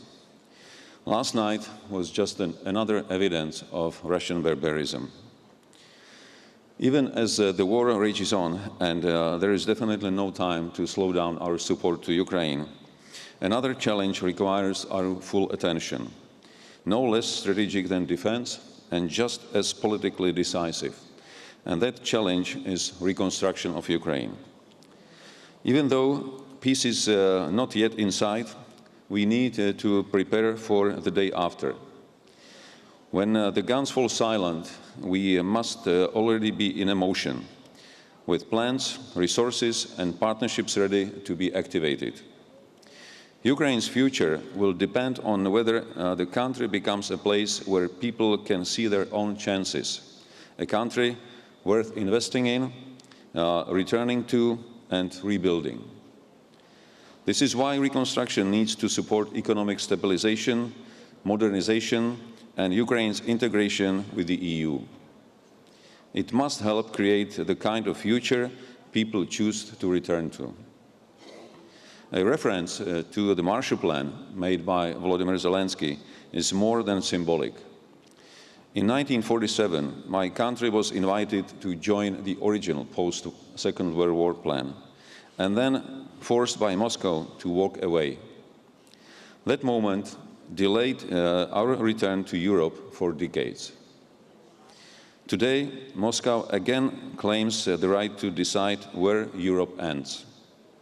But this time, that claim will not stand.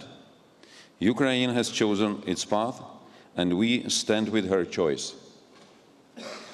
A modern Marshall Plan should reflect that choice, not just as a tool for reconstruction, but as a political commitment to Ukraine's future as part of Europe. The foundations of this effort already exist. The Ukraine Plan, the EU's EU-Ukraine facility, the impressive work of the Ukrainian government, the European Commission, and the international partners.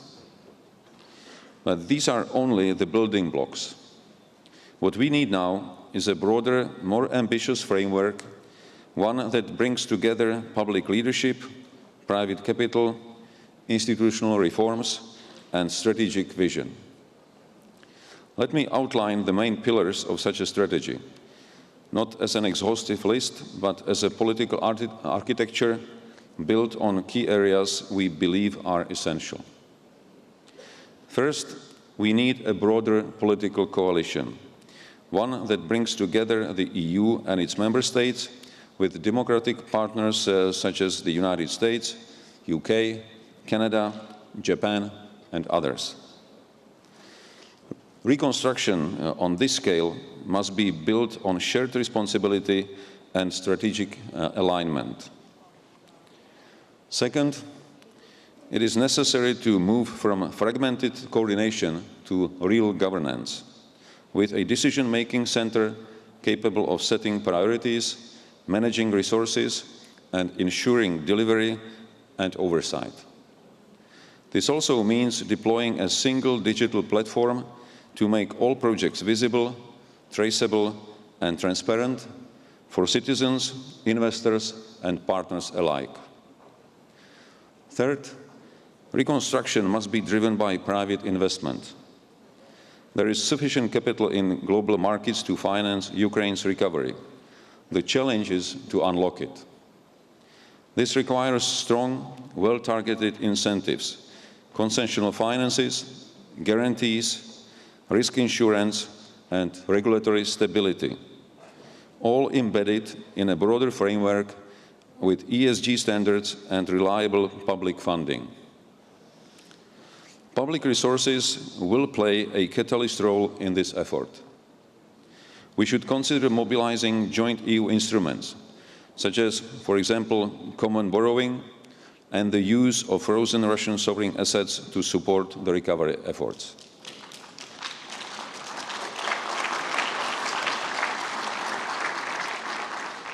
Fourth, Ukraine's recovery should go hand in hand with its gradual integration into the European single market, not only as a long-term destination, but as a driver of short-term growth, reform, and investor confidence. At the same time, we must invest in Ukraine's ability to absorb and sustain this transformation. That means building institutional capacity from public procurement to local governance, and supporting human capital through education, training, and knowledge transfer. Fifth, we must match resources with capabilities, enabling countries to contribute where they bring the most value. And we must also combine Ukrainian leadership with clear accountability mechanisms to ensure that ownership and transparency go hand in hand. Finally, it is essential to commit ourselves politically and financially to support the regions that have suffered most. Because the hardest hit regions are not just scenes of destructions. They must also become centers of recovery. Let me now speak briefly about Czechia's role in our collective effort. We are not just advocating for a Marshall Plan. We are already acting, supporting recovery during the war and on the ground. Our work is focused particularly on the Dnipropetrovsk and Kharkiv regions, where we have helped restore access to clean water, strengthen decentralized energy systems, and maintain vital public services under war conditions. Just a few weeks ago, we signed a landmark trilateral partnership with Taiwan. This project will bring safe drinking water to over 380,000 people in Dnipropetrovsk Oblast. It also delivers a number of cogeneration units providing electricity and heating. This model is exactly how like-minded democracies can work together where help is most needed.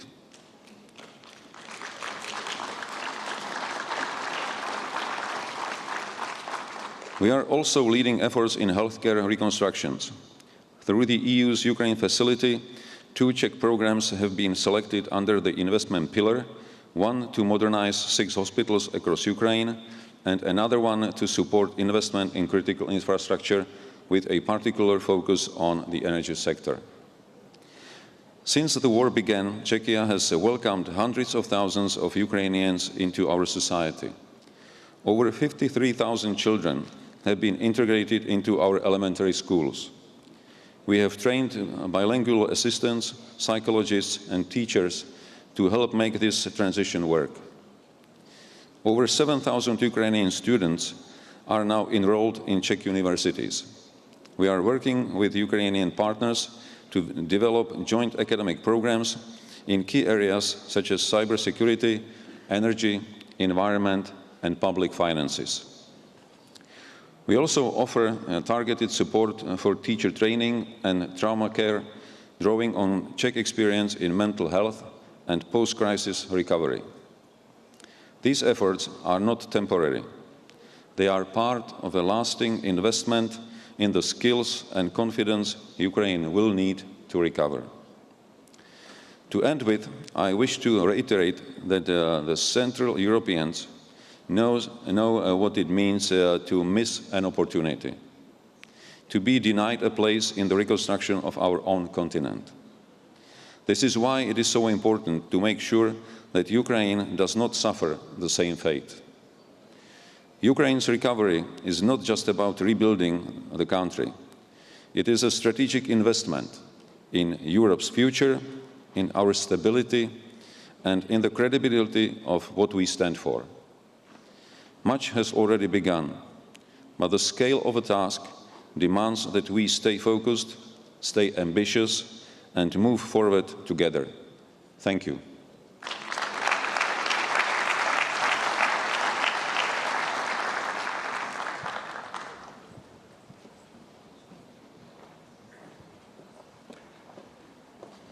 we are honored to now welcome His Most Eminent Highness John Timothy Dunlap, Prince and Grand Master of the Sovereign Military Order of Malta.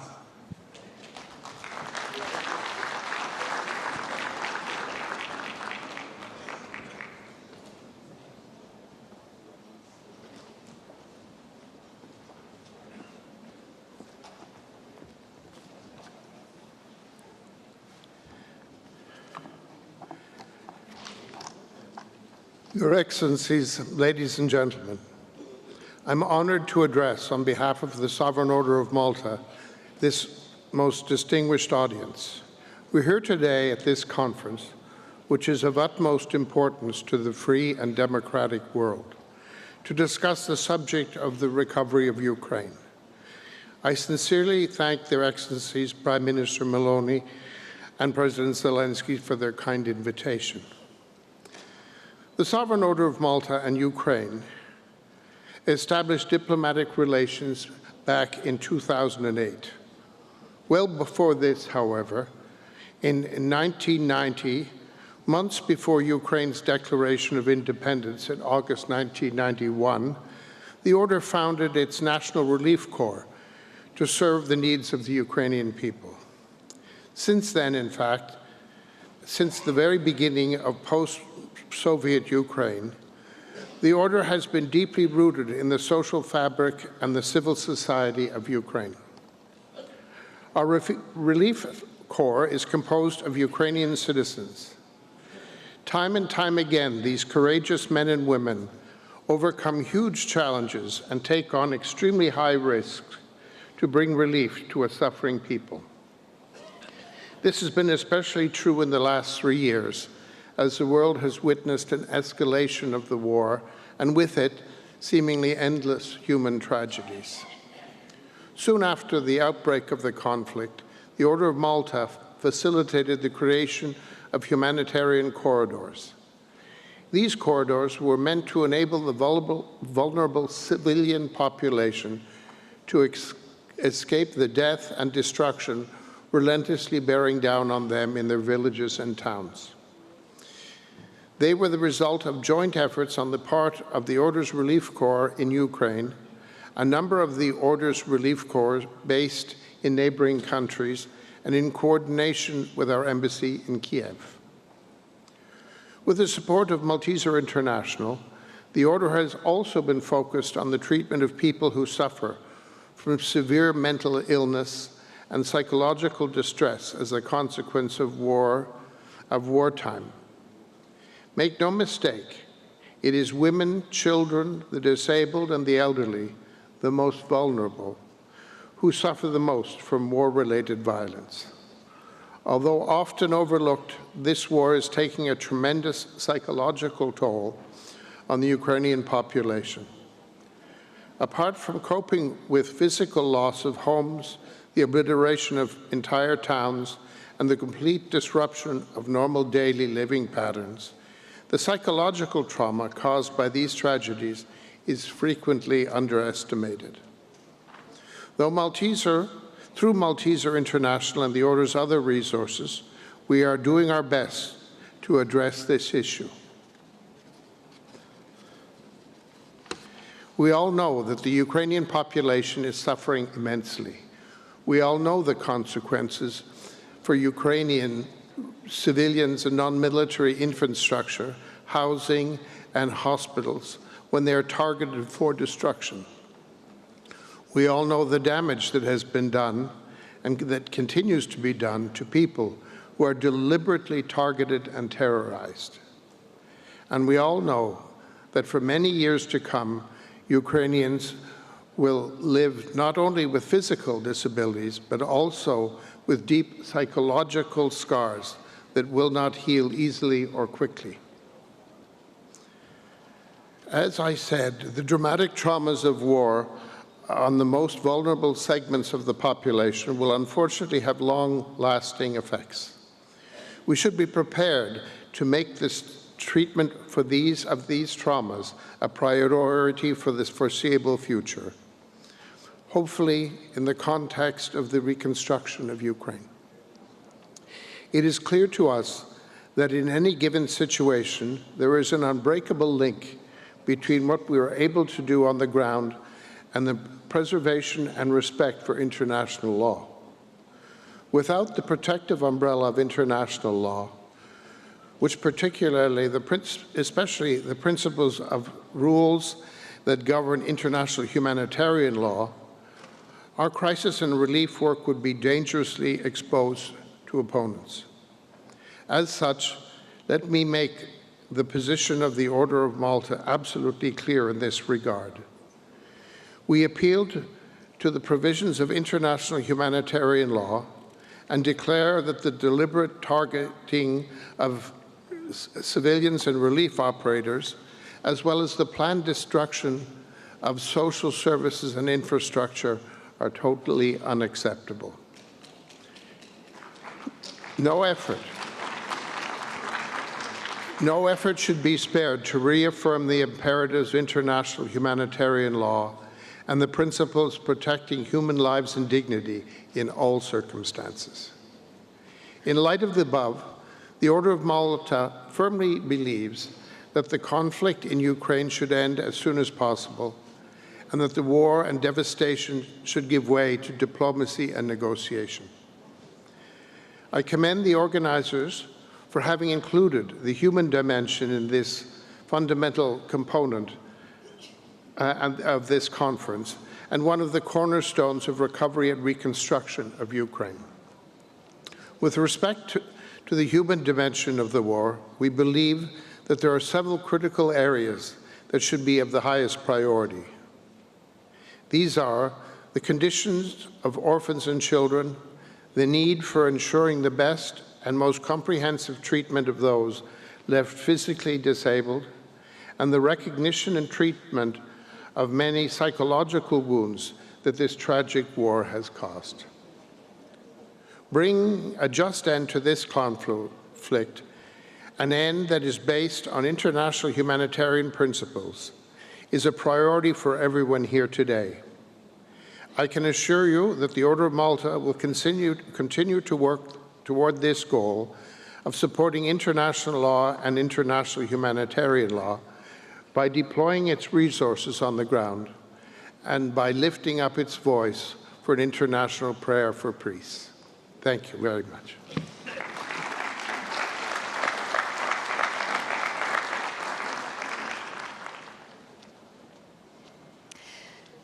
We now invite His Excellency Edi Rama, Prime Minister of the Republic of Albania.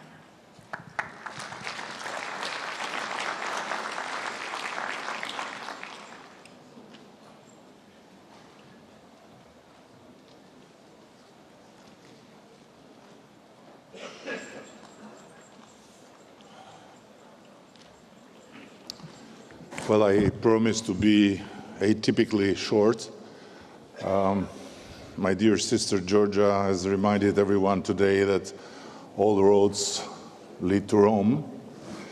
And dear Antonio, it has been a great experience, the joyful, chaotic and peaceful crossroads you organized here to show everyone that there is no safer place than Italy, where all security and protocol divisions are meaningless. And I'm sure that even Volodymyr has enjoyed the bath of humanity in the Nuvola, where all his bodyguards, for the first time since the war, felt completely useless. So what to say? Albania is a very small country, modest resources,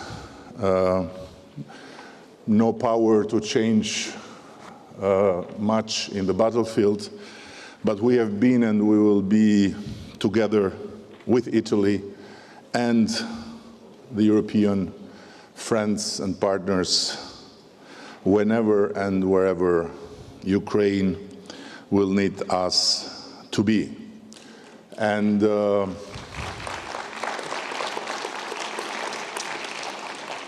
And as we were told to speak only 3 minutes, and I want to lead by example at the end, I just want to say that whomever spoke before me and whomever will speak after me has said and will say enough for me to not be able to add anything interesting for your time to be spent. So, however, I want to share with you in this city that not long ago gave the farewell to a great man of peace named Pope Francis, that while supporting Ukraine to fight and also to rebuild, we should do our best to not leave peace in the second row of our thoughts.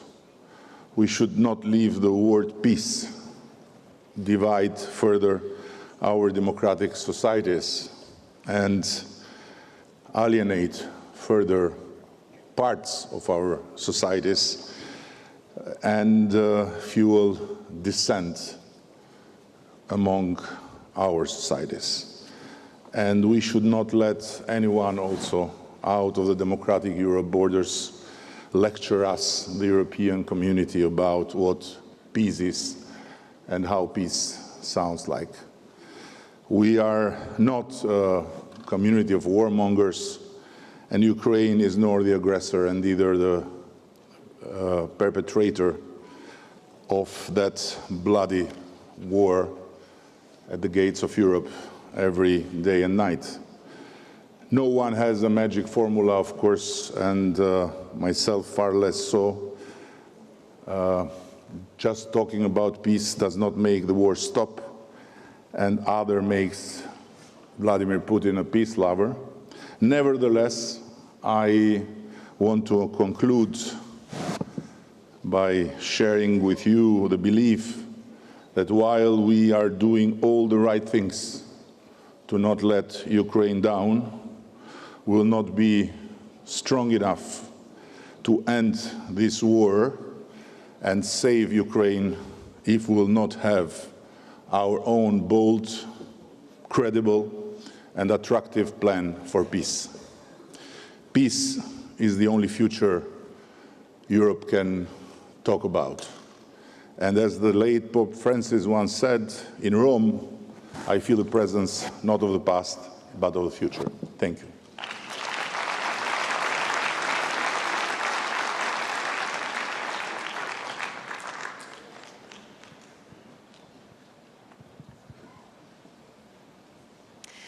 We're now pleased to welcome His Excellency Dick Schoof, Prime Minister of the Kingdom of the Netherlands.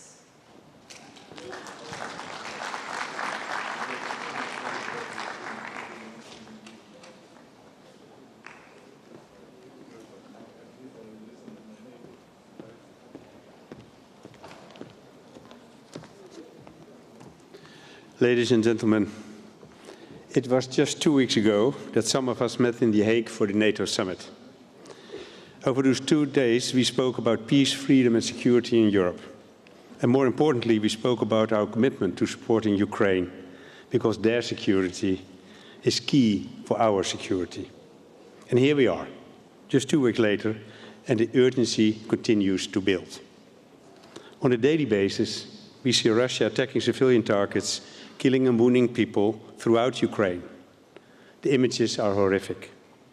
They bolster us in our conviction that our support for Ukraine is now more critical than ever. We are here today to put our words into action, to show what we actually mean when we say that we stand with Ukraine. I can assure you that the Netherlands' support for Ukraine, politically, financially, militarily and moral, remains undiminished. In the spring, my government announced allocation of 3.5 billion euros to support Ukraine.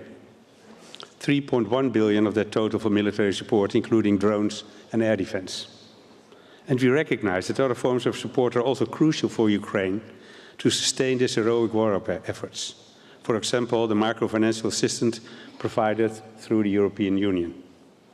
But more is needed. And that's why it's so important that we gathered here today to reinforce our efforts on Ukraine's recovery and reconstruction. Today, I can announce that the Netherlands will provide a new non-military support package to Ukraine amounting to 250 million euros for 2026, of which 30 million euros is for the Ukraine Partnership Facility. This facility supports just businesses and organizations that are interested in working on Ukraine's recovery and reconstruction. What's more, the Netherlands will also provide an additional 52 million euros non-military support for 2025. These funds are intended to urgent repairs to Ukraine's energy and drinking water infrastructure. The winter may seem a long way off, but we need to prepare during summertime. We aim to support Ukraine throughout in-kind donations, including surplus equipment for our Groningen gas fields to restore gas infrastructure in Ukraine, and we will invest in repairs to the country's power grid too. In addition, I'm delighted to announce that the Netherlands is also allocating 20 million euro to Ukraine's cyber resilience. This support will help Ukraine prevent cyber attacks, allowing it better protect government IT systems and mitigate cyber incidents quickly and effectively. And last but not least, the Netherlands is helping Ukraine to rebuild a pediatric hospital, the Clinical Central for Children's Healthcare in Lviv. In partnership with our Princess Maxima Center, this modern healthcare facility focuses on life-saving care for children in the field of neuro-oncology.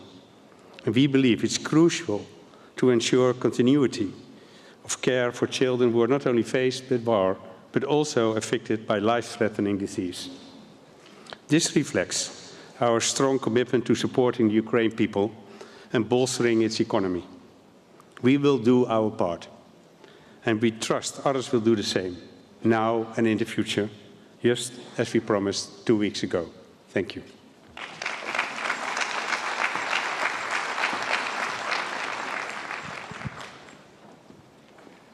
We now invite His Excellency Keith Kellogg, Special Envoy of the President of the United States of America.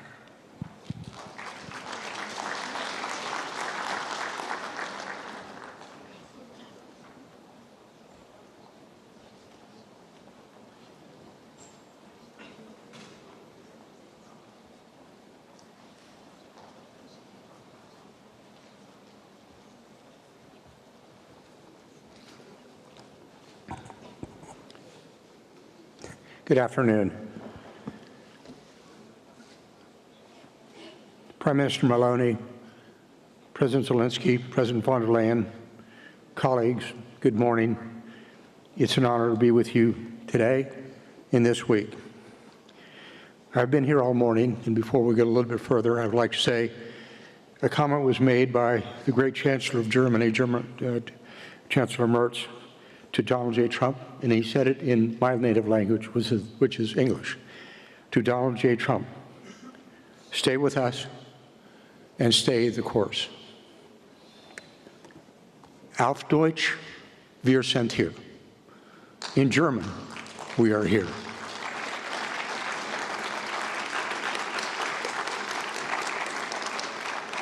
As we pursue peace between Russia and Ukraine, it is imperative that a full cessation of hostilities be followed immediately by a comprehensive reconstruction effort for Ukraine.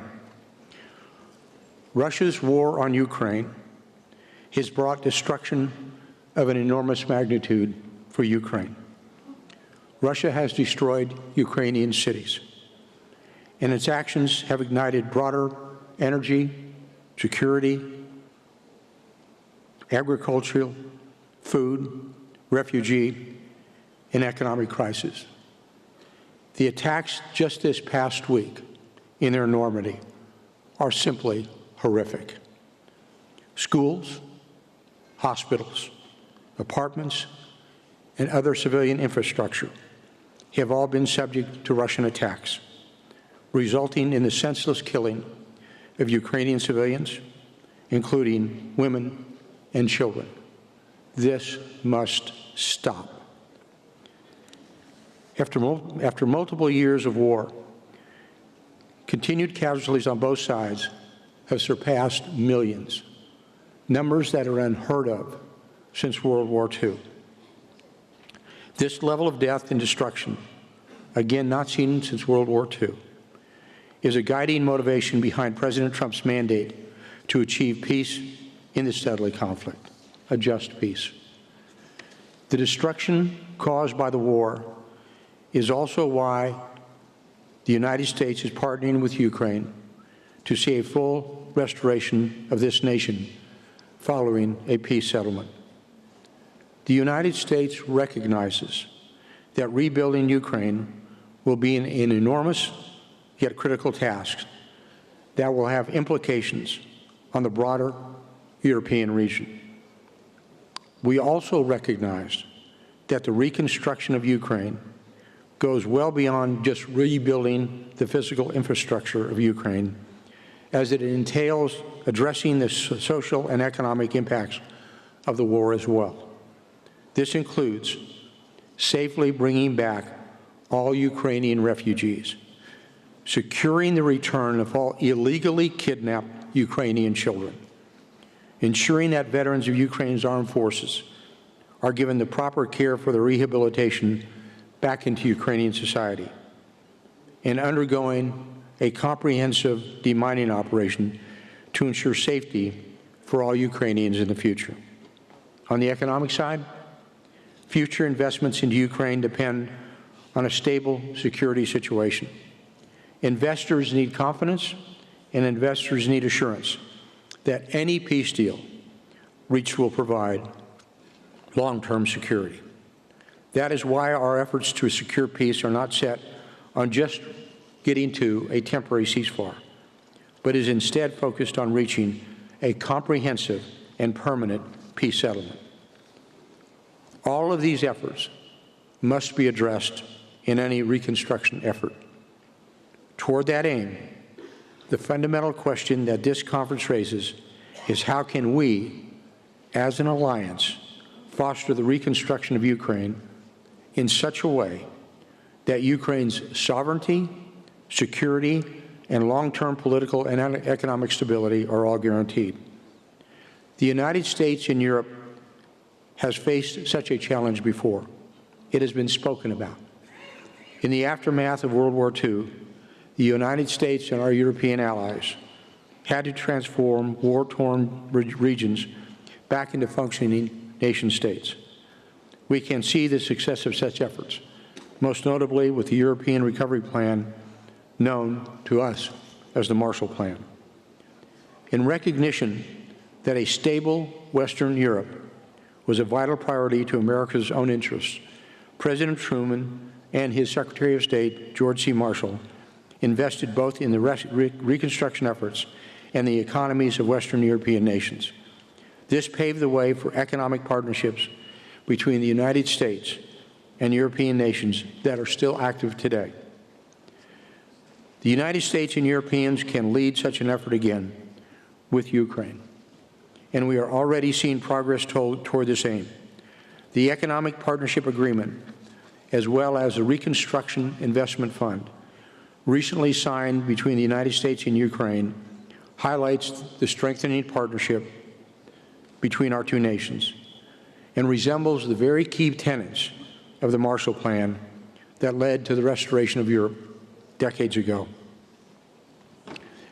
Additionally, the recent actions by France to replace a previous multinational investment spotlights the growing partnership between Ukraine and Western Europe, and I commend France for this action that will promote sovereignty over the interests of globalism.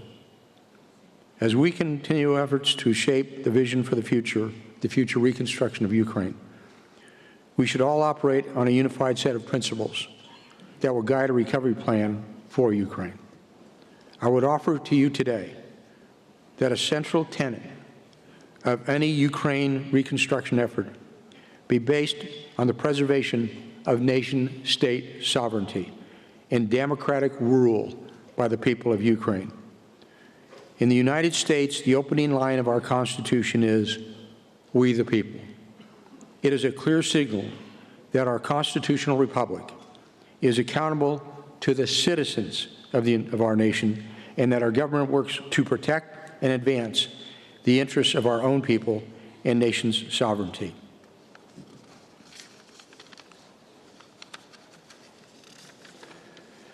I raised the issue of national sovereignty and democratic system of governance today in the context of the reconstruction of Ukraine. Because in times when nations must rebuild and recover from devastation, nations are uniquely vulnerable. Historically, we have witnessed war-torn nations becoming victims to the interests of external actors during a reconstruction phase. We saw this in the reconstruction era following the wars in Iraq and the wars in Afghanistan, as outside corporations and entities exploited the vulnerability of these war-torn countries and their interim governments for profit. There is also a political vulnerability that nations face during times of reconstruction, as building a nation back from devastation and destruction ultimately prevents a choice of which a pathway a country will choose. Each of the nations represented here today have faced such political vulnerability. As nations work to rebuild and recover from the economic and political hardships caused by even the recent COVID-19 pandemic, an international effort known as Build Back Better, that initiative came to prominence within the multilateral bodies of the United Nations, World Health Organization, World Economic Forum, and across other nations. The idea behind this initiative was that since a global event eroded our normal political and economic systems, there was an opportunity to build back new systems of governance. These previous initiatives that continue today introduced a different system of global governments, such as the advancement of sustainment and sustainable development goals. It advanced across nation-states the stakeholder capitalism model, which empowers multinational firms to influence the social and political systems for citizens of sovereign-born and sovereign nation-states outside of a normal democratic process through environmental, social, governance investing, commonly known today as ESG investing. It has also initiated broader transformational digital transformation of society where technocracy supersedes or overcomes citizens' rights.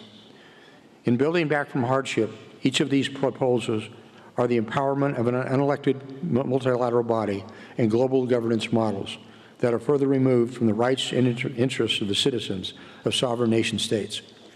I reference these examples today because the same initiatives have been recommended for the reconstruction of Ukraine, presenting a choice of how Ukraine will rebuild its society. Therefore, as we build Ukraine back from devastation and destruction, it is a critical time of choosing. It's a time of choosing for the Ukrainian people and her international partners, of which we are all a part. Which type of nation will Ukraine be built back to? In its 2018 address to the United Nations General Assembly, President Trump remarked that, in quote, "Around the world, responsible nations must defend against threats to sovereignty, not just from global governance, but also from other new forms of coercion and domination," end quote. It is this same principle that I encourage today for Ukraine and Ukraine's partners to uphold in our efforts to rebuild a sovereign Ukraine.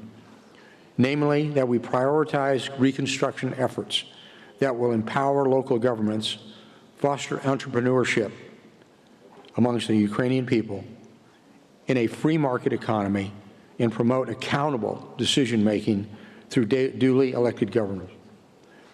These efforts will help ensure a sovereign Ukraine, which prioritizes a system of checks and balances, transparency, and the democratic rule of law.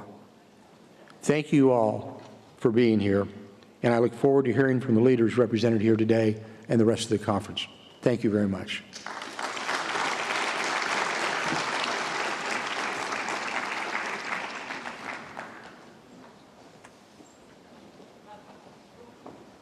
We are now honoured to welcome His Excellency Robert Abela, Prime Minister of the Republic of Malta.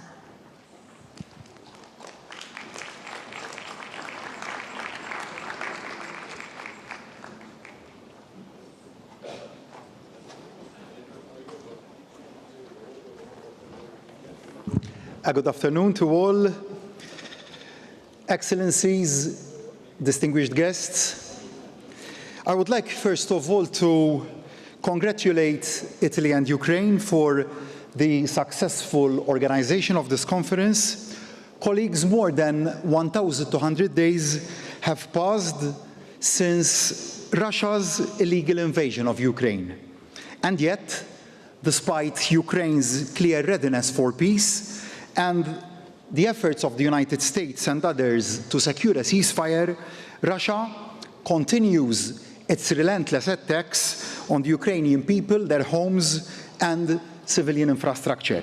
In the face of these attacks, the extraordinary resilience of the Ukrainian government and people commands our deepest respect. Your strength continues to inspire our collective commitment to peace and to Ukraine's recovery. Malta stands firmly with Ukraine in this vital endeavor. Malta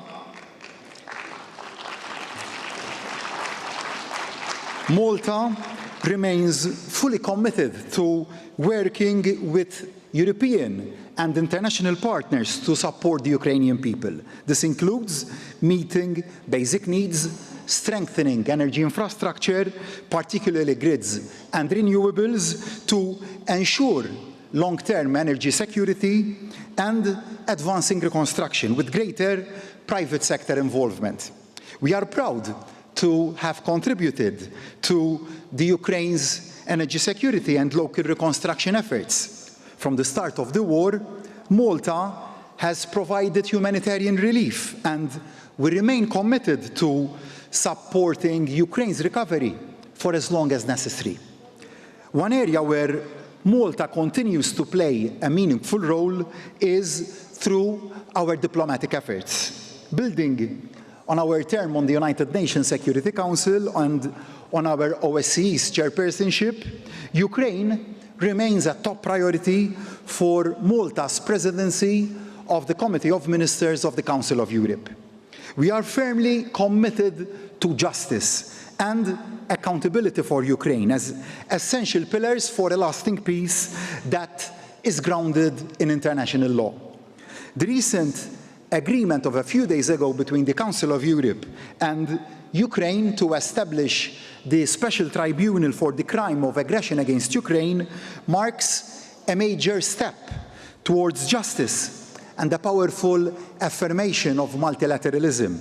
Malta strongly supports this tribunal, not only to ensure accountability and reparations, but also to support Ukraine's long-term reconstruction. We share a collective responsibility. Aggression must not go unpunished, and impunity must never prevail. As we pursue these goals, we must not lose sight of those most vulnerable, especially children.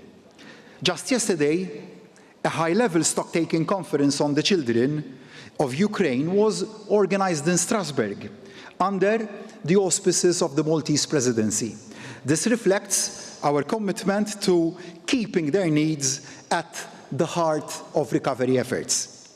Excellencies, dear friends, I want to close with a message of hope.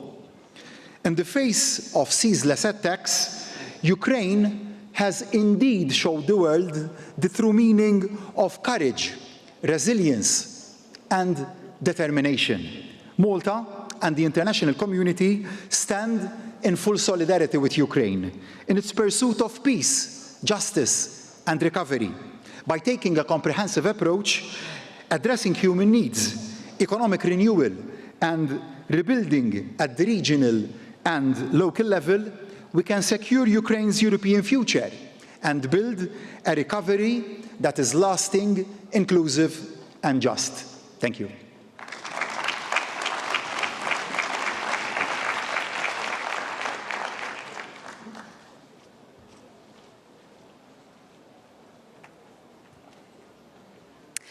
It is now a pleasure to invite His Excellency Kyriakos Mitsotakis, Prime Minister of the Hellenic Republic.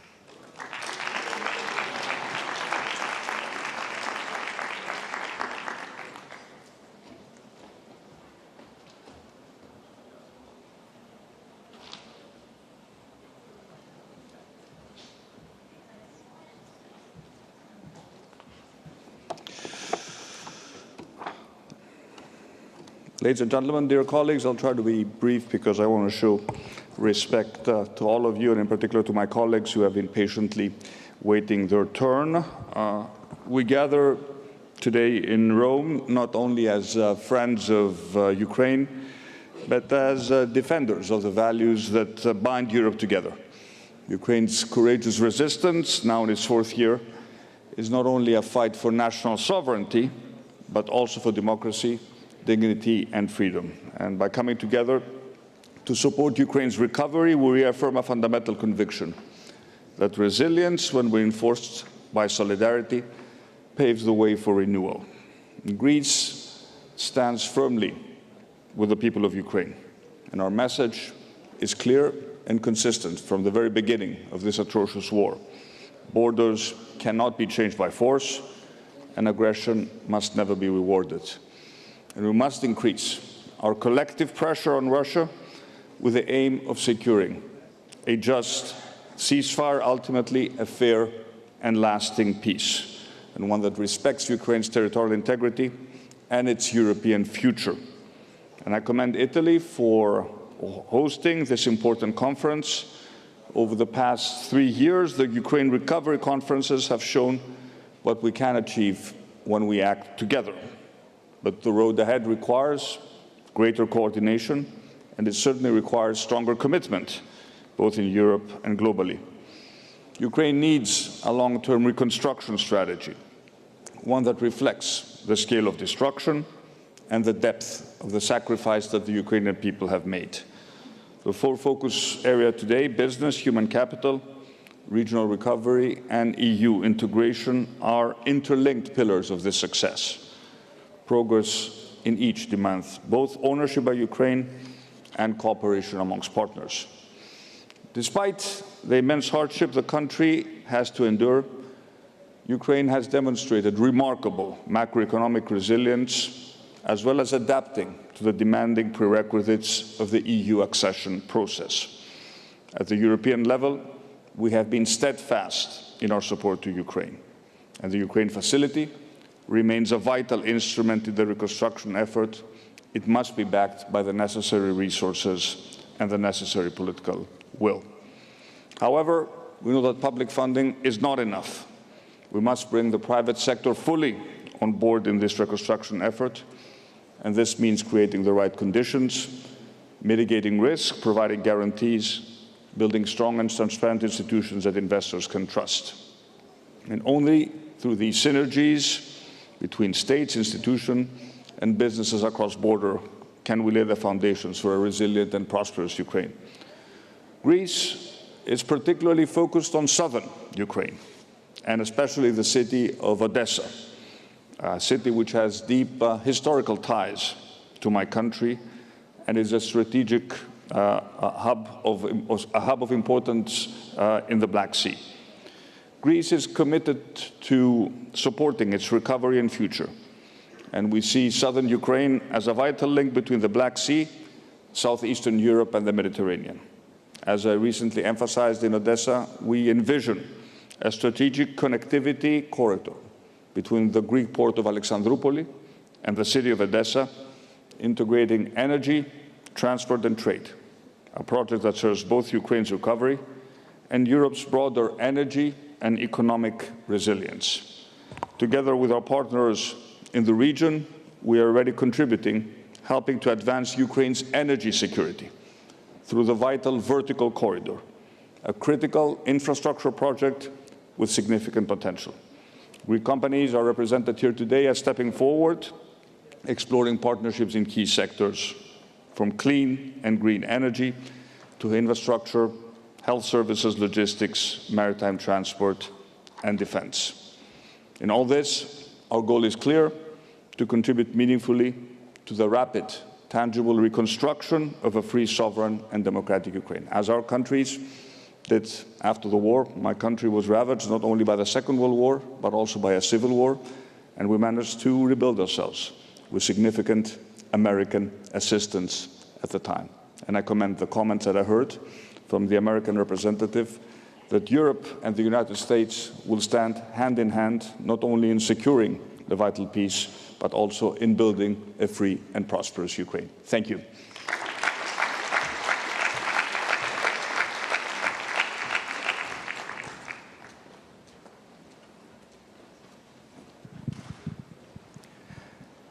We now invite His Excellency Petteri Orpo, Prime Minister of the Republic of Finland.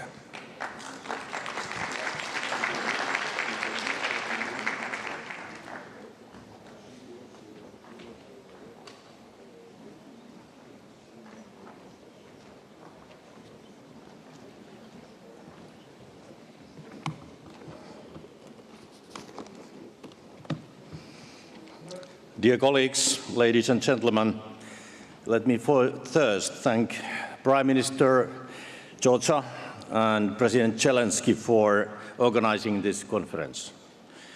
We all share the same goal, supporting Ukraine and the brave Ukrainians in overcoming Russia's brutal war.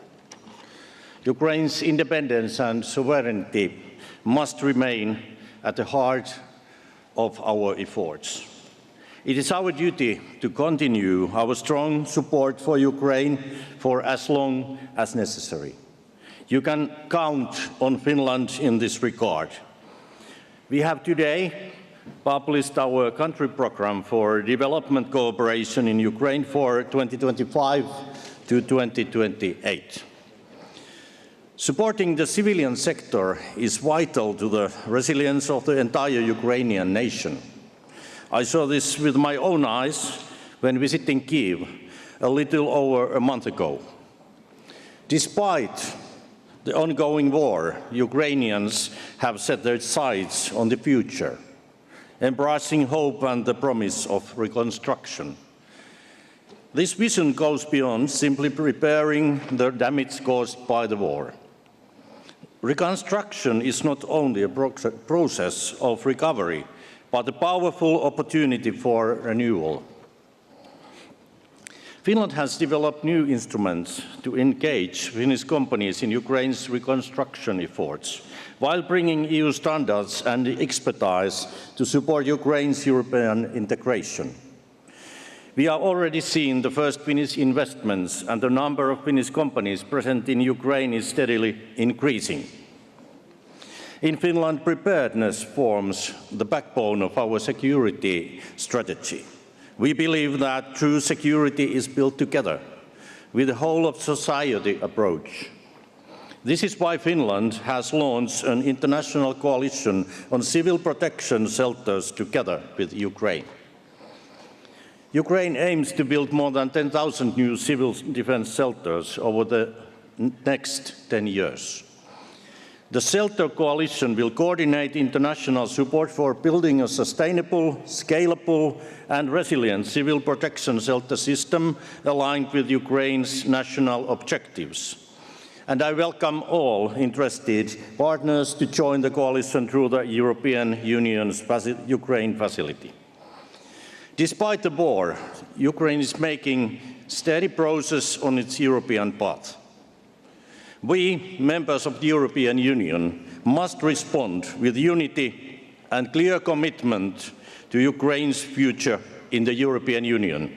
That is where Ukraine belongs. Thank you.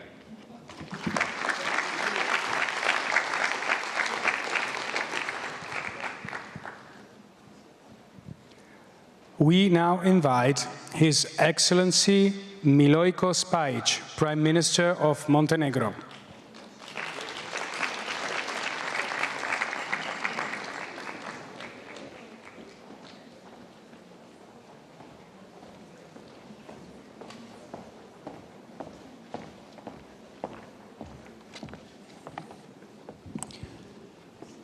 Your Excellencies, ladies and gentlemen, today in the eternal city of Rome, we gather to reaffirm our shared commitment. International law and the sovereign will of nations must prevail over violence and coercion.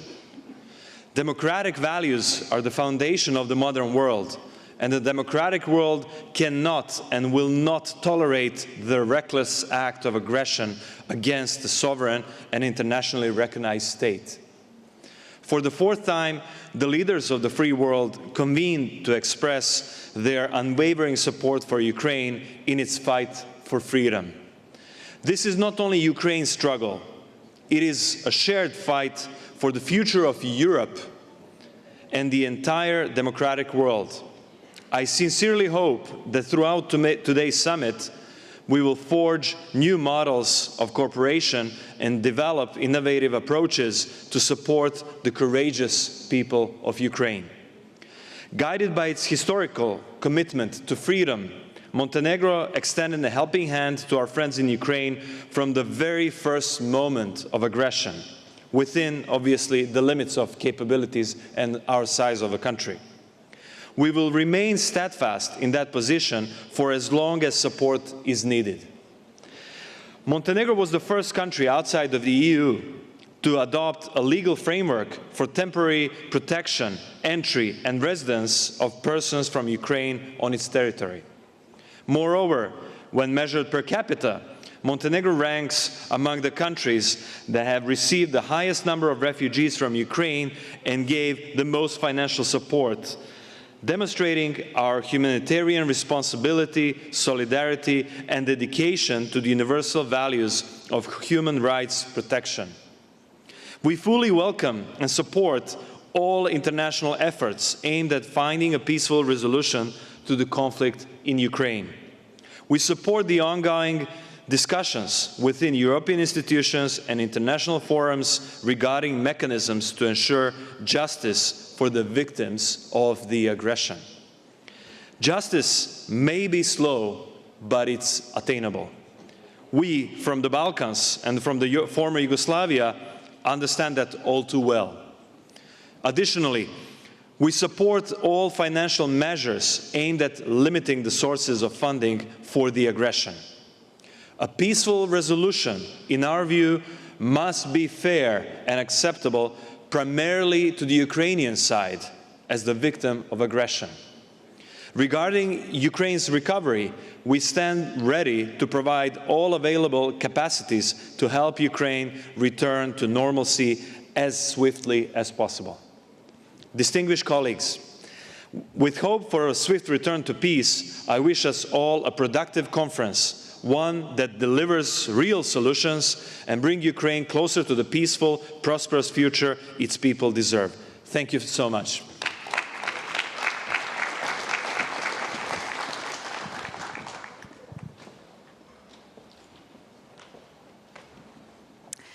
We are honoured to now invite His Excellency Christian Michal, Prime Minister of the Republic of Estonia.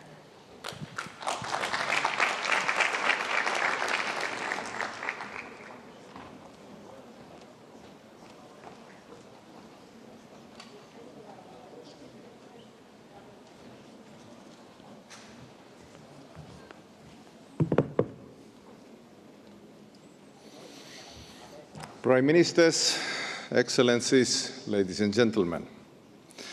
Recovery and rebuilding starts with just peace and Russian accountability financially and individually before tribunal. Today I'd like to focus on 3 points. First, let's be clear. Ukraine is fighting a force that outnumbers them, and yet they stand firm. Ukrainians are not just defending their land. They are defending the idea of free nation decides its own future. In doing so, they are fighting to protect European and global freedom. For us and Ukraine, there's no plan B, only decisive and ultimate victory. Second, Ukraine's needs for reconstruction are enormous. Ukraine cannot bear this cost alone, nor should it. Our message has been crystal clear. Russia must pay for the damages it has caused. And we already have the source, frozen Russian assets.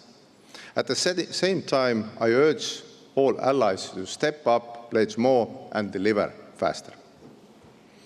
And third, Estonia leads by example. Since day one, we have made our choice and supported Ukraine. Estonia is the world's largest supporter per capita, contributing 2.6% of our GDP to Ukraine. Recovery takes more than money. It needs coordination. That is why we launched the Tallinn mechanism, co-funded the IT Coalition for Military Assistance, and strengthened civilian cybersecurity. Estonian experience shows that reconstruction is possible already during the war. Our cooperation in the Žõtomõr Oblast, from modern family homes to smarter social systems, proves that investing in people matters. We all deliver hope. We have a lot more to share from our reform experience, including in digital and governance. And at the same time, we have a lot to learn from Ukraine's resilience and courage. Together, we can help Ukraine win the war, rebuild this country, become a member of EU and NATO. And to seal this commitment, Estonia, together with our Ukrainian friends, will host Ukraine Recovery Conference in 2027. And we invite you all, governments, businesses, everybody, to join us in Tallinn. Thank you.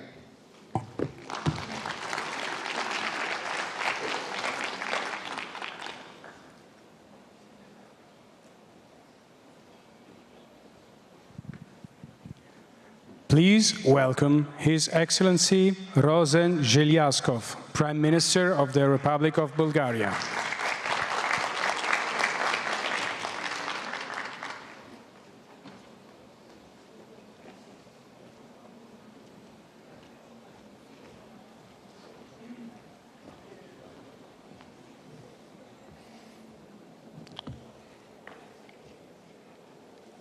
Your Excellencies, dear colleagues, dear Commissioner, today I'm very pleased and grateful for have the opportunity to participate in this conference. Every one of you knows this proverb, si vis pacem para bellum. I think that the outcome of this conference is the new proverb, si vis pacem para pacem. That means if we want peace, we have to be prepared for the peace. The scale of devastation in Ukraine is immense, with the total cost of reconstruction and recovery over the next decade nearly 3 times Ukrainian GDP.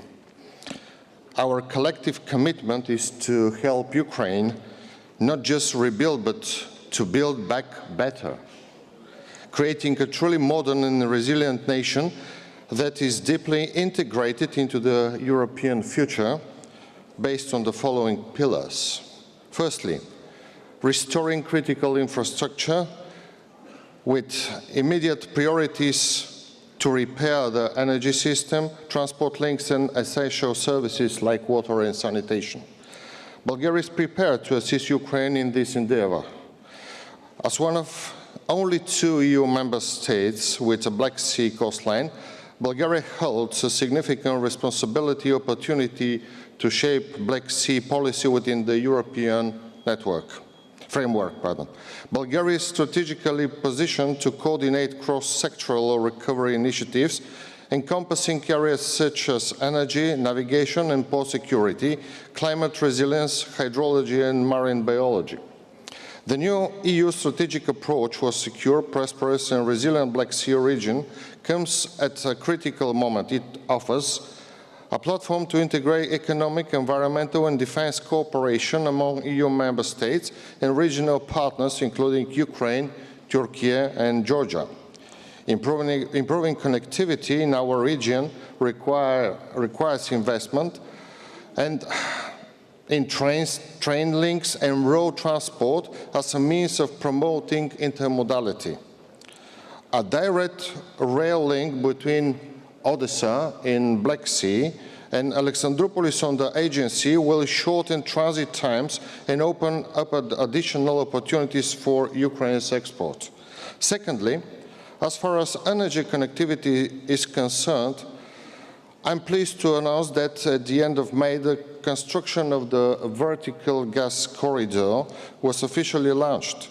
This key project will facilitate the transmission of gas in a south to north direction, thereby strengthening Ukraine's energy security.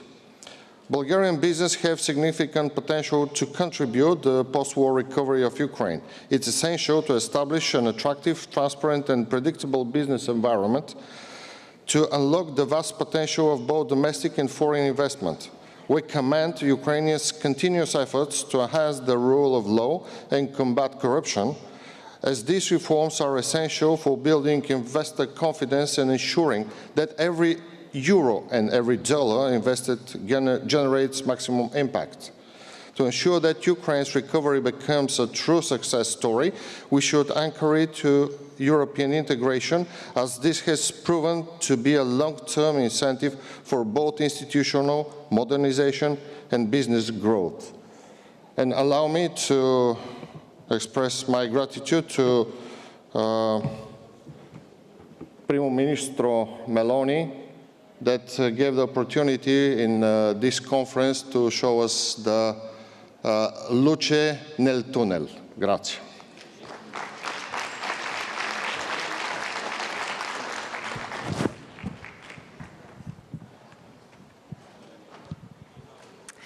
To conclude this session, please join me in welcoming His Excellency Archbishop Paul Richard Gallagher, Secretary for Relations with States and International Organizations for the Holy See.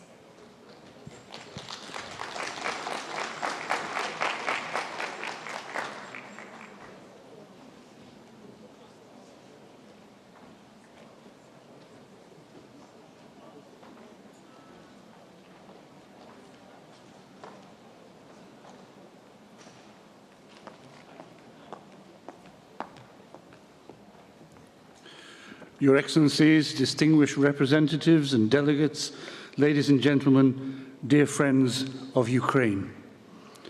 On behalf of the Holy See, I would like to express my gratitude to Italy for hosting this conference. After Lugano, London and Berlin, the journey now continues in Rome, the city from which the late Pope Francis and now Pope Leo XIV have repeatedly raised their voices for peace and in defense of the dignity of every human person. The Holy See is convinced that material reconstruction will only be successful if it is accomplished by an authentic rebuilding of the human and spiritual fabric of the country. From the beginning of the conflict and up to date, ecclesial solidarity has been expressed in various initiatives. Here I will mention just a few examples. The Bambino Gesù Children's Hospital has provided medical care to approximately 3,000 Ukrainian children. Caritas Ukraine and Caritas Spes have reached over 4 million people with food aid, emergency housing and psychosocial support. The Office of Papal Charities coordinated more than 260 truck convoys of basic necessities to various cities. The humanitarian aid provided by Caritas and the other Catholic organizations can be estimated at over 500 million euros. Rebuilding, first of all, means mending hearts, relationships and trust. In light of this, we propose some paths for a truly integral reconstruction. The person at the center. Rebuilding Ukraine means first and foremost restoring hope to its children. The Ukrainian Greek Catholic Church has already opened a mental health center in Kyiv. The Latin Catholic Church also runs a rehabilitation center in Chemyetsky.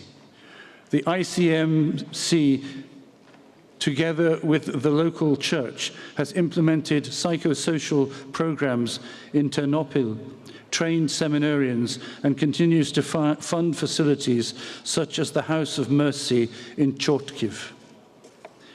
The translation to renewable sources reduces the vulnerability of energy infrastructure in Ukraine. Some dioceses, in collaboration with Caritas and the Canada-Ukraine Foundation, are experimenting with solar microgrids for rural clinics. We call for these models to be included in European funding programs because protecting our common home is an essential part of the peaceful future we hope for. Rebuilding Ukraine is a task that no country can tackle alone. This conference demonstrates the power of cooperation. The Holy See, faithful to its mission, remains available to facilitate the resolution of humanitarian issues. We do not claim to replace political actors, but we offer the silent strength of a diplomacy that places the dignity of the person above all calculations. In his address, Angelus' address on the 29th of June, Pope Leo XIV said, "Let the weapons be silenced and let us work for peace through dialogue." Today, let us allow these words of the Pope to guide our commitment. Let us ensure that this Ukraine Recovery Conference becomes a concrete sign of hope, capable of lifting the heart of Ukraine. Together, let us restore dignity, rebuild communities, and lay solid foundations for a future of peace and prosperity. And I thank you for your attention.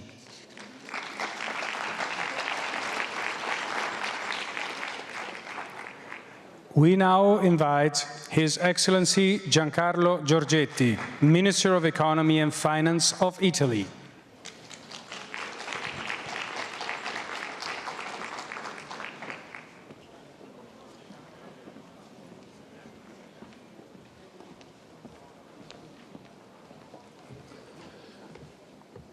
Gentili partecipanti. Excellencies, dear guests, ladies and gentlemen, it is a great honor for me to meet you all here in Rome at this conference for the reconstruction of Ukraine. I'd like to greet, in particular, those who are going to take part in the financial session. Unfortunately, I will not be there due to my commitment in the Senate. In particular, welcome to Sergei Marchenko, the Ministry of Finance from Ukraine, and also Champagne, President from Canada, President of the G7, as well as the European Commissioner and the President of the European Investment Bank, and also welcome Basso. Also welcome Monticelli, Governor of the Development Bank, and all of you, all the excellencies that are here. I'd also like to express my gratitude to Sergei Marchenko, the Ukrainian colleague.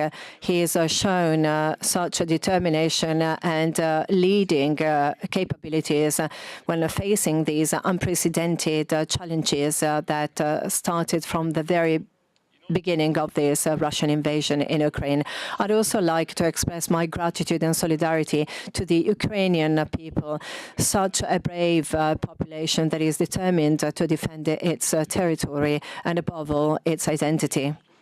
I would like our common commitment for the recovery and reconstruction of Ukraine to be translated into a very important message for hope, of hope for the future.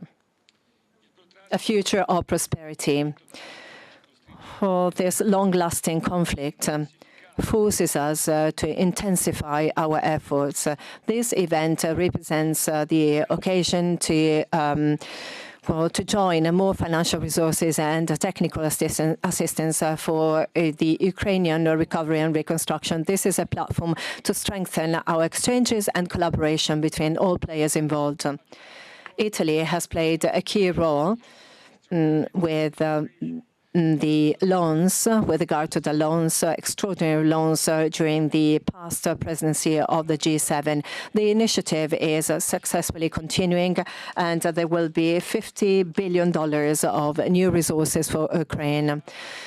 Well, the situation is still very critical, and therefore now we can't exclude that we will need to satisfy more financial needs in the next few years.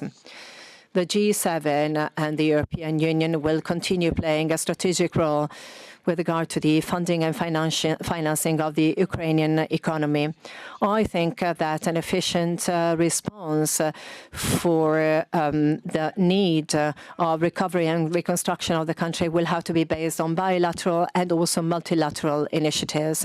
Within this context, therefore, I would like to reiterate firmly our full commitment in collaboration with the multilateral development banks to mobilize the needed resources resources in order to support all the strategic sectors of the Ukrainian economy. The reconstruction and recovery of the country will require the use of extraordinary resources by the public, private sector, national, international, but also coordinated involvement of all relevant players.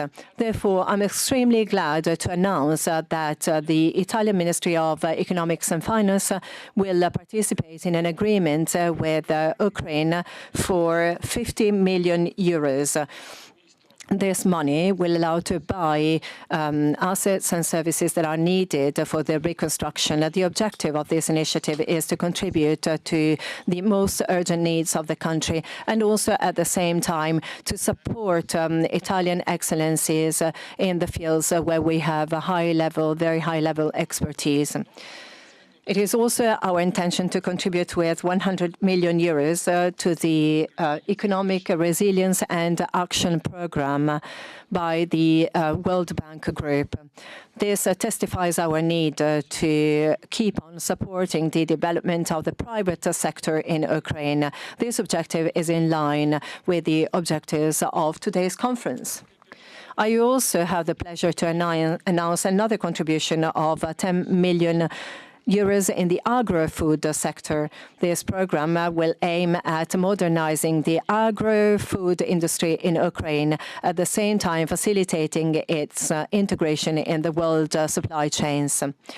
I'd like to highlight that all these initiatives will be funded with new resources that will not represent a burden on the Ukrainian public budget.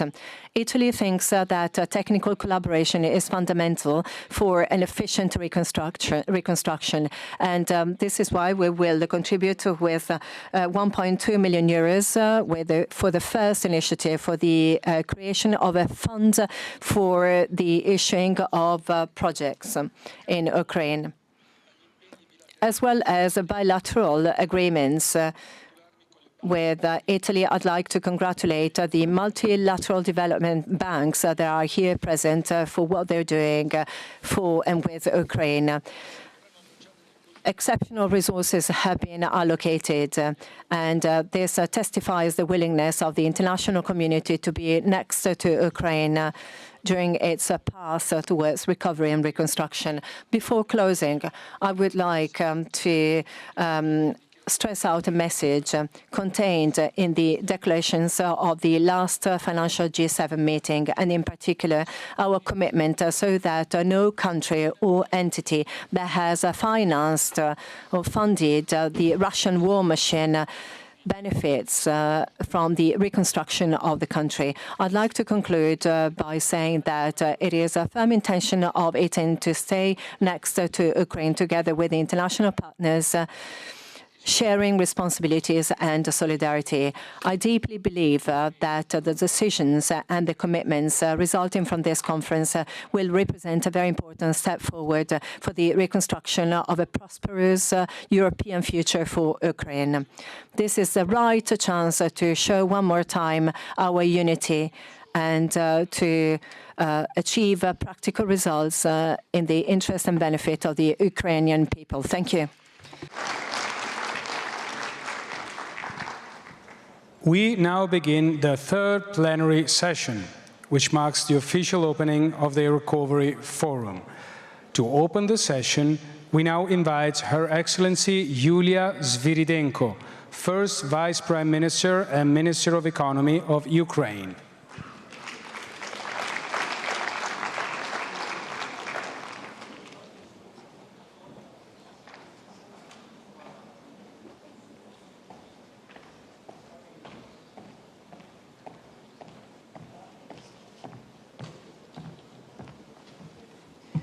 Ladies and gentlemen, dear friends, dear colleagues, thank you for being here today with us. And I think that Rome is a special place, and the city knows how to come back to life after a catastrophe. So that it's make, I think, symbolic to talk about Ukraine infrastructure, to talk about Ukraine recovery, and we're not talking about reconstruction. I think that we're talking about a new architecture of economic security in Europe, and the architecture begins with Ukraine.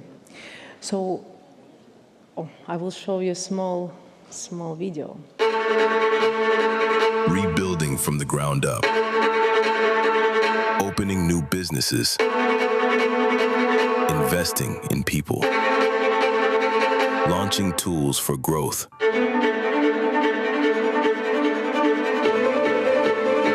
Risk mitigation tools, financing programs, creating transparent rules, partnering with the international community. This is a moment we can't afford to miss. The time to invest in Ukraine is now. So actually, yes, it's close to our Ukrainian business and private sector that you just was looking at. And I would start with a small, with a few numbers and a few figures. And first of all, it's GDP. In 2024, Ukraine's GDP reached $191 billion. It's almost pre-war level. It's 96% of pre-war level.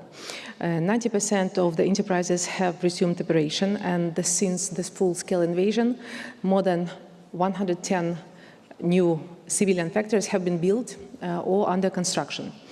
It's despite the constant massive attacks that we are experienced every day. So Ukraine shows remarkable resilience. Our focus for 2026 to 2028 is stable annual growth or above 5%. In 2024, we secured over 41 billion in external financing, mostly concessional loans, but also grants from the United States, Japan, South Korea. And despite the war, Ukraine is holding firm and creating new opportunities for businesses. First, our economy is staying strong. Second one is we understand perfectly well that reconstruction opens massive investment potential. More than 500 billion in investment needs have been identified. As we move toward greater stability, risks are decreasing. The government and international partners are working on effective guarantees to protect investment. And the third one, of course, is EU integration. And Ukraine is on a steady path toward EU integration membership. This means access to the market with 450 million consumers. And we already completed key reforms to align our economy with EU standards. Ukraine already offers a full set of infrastructure, of incentives for investors. Among them is industrial parks that are providing tax and custom incentives. We're also providing different types of granting money, of loans. We update our PPP legislation and streamline procedures. Now we're very focused on training and retraining Ukrainian workers. And these tools are already delivering results.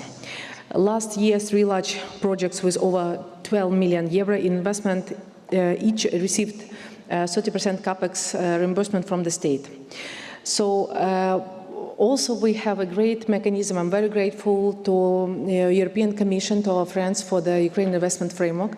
It's a second pillar, and this pillar allows to provide guarantees and blended finance. And now this granted money is available and loans money available for Ukrainian private sector. So 1.4 billion is already available in supporting the first projects, including Galnaftogaz, Astarta, Data Volia Group.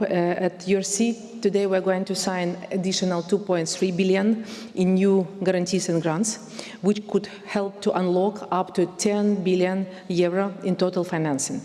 These funds support, first of all, for SMEs. We understand perfectly well that SMEs is a backbone of our economy. This finance would help to unlock the investment in infrastructure and industrial investment. Also to set a strategy and to provide you information about the projects that are the top priority for Ukrainian government, we set up a single project pipeline. So now it consists of 800 public infrastructure projects. The project preparation facility helps to shape bankable projects in public and in private sectors, and we now have an investment portal covering 10 different sectors, which newly launched March marking tool connecting investors with ready-to-go projects. For this conference, we also published an updated investment catalog, 250 investment-ready cases across 11 sectors, seeking for 40 billion euro in total capital. In parallel, we are presenting our foreign direct investment strategy developed with the World Bank, IFC and other partners, part of our wider governmental vision for investors operating in Ukraine and planning to invest to Ukraine in the next few years. So our efforts have already delivered results.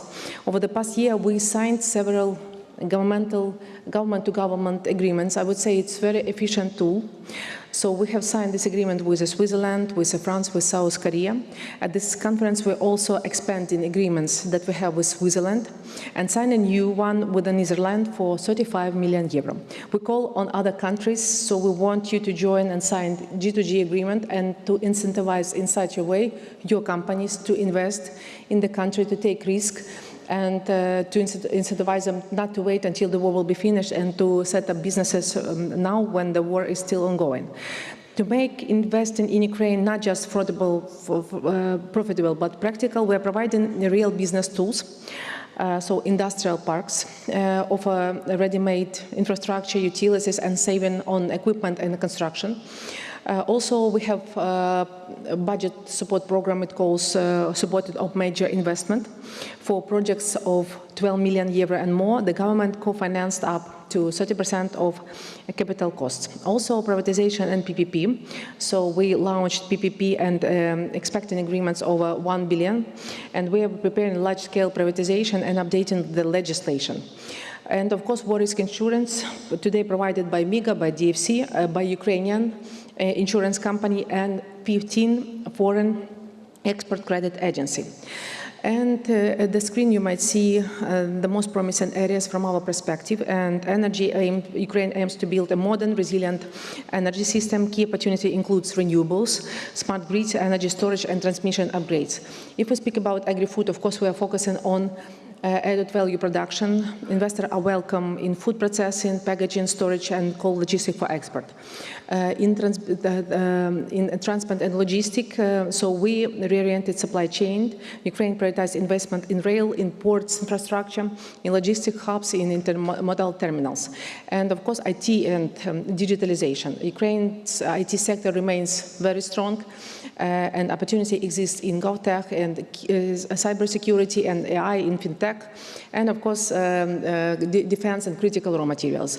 Defense is we're scaling up our defense production, and now we are a well-known country that can produce drones, vehicles, and repairs. There's demand for a co-production, tech transfer, and supply chain integration. And of course, I want to invite to our URC Business Fair to witness Ukraine's transformation. The National Pavilion includes 3 main components. Invest in Ukraine, so over 250 projects across 11 sectors. Also, you might see industrial parks, 27 fully prepared sites across the country, and business fair site. More than 30 Ukrainian companies are featured in the URC Business Fair.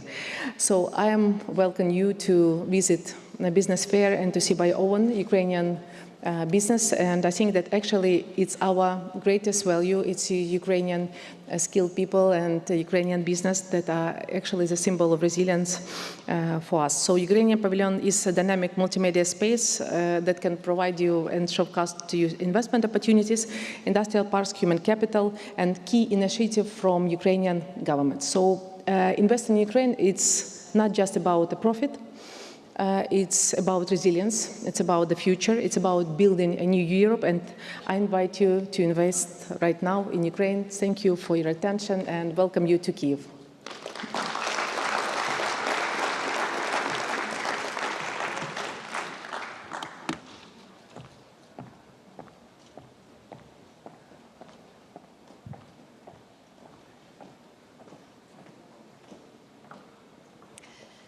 We're now pleased to welcome Her Excellency Marta Kos, European Commissioner for Enlargement.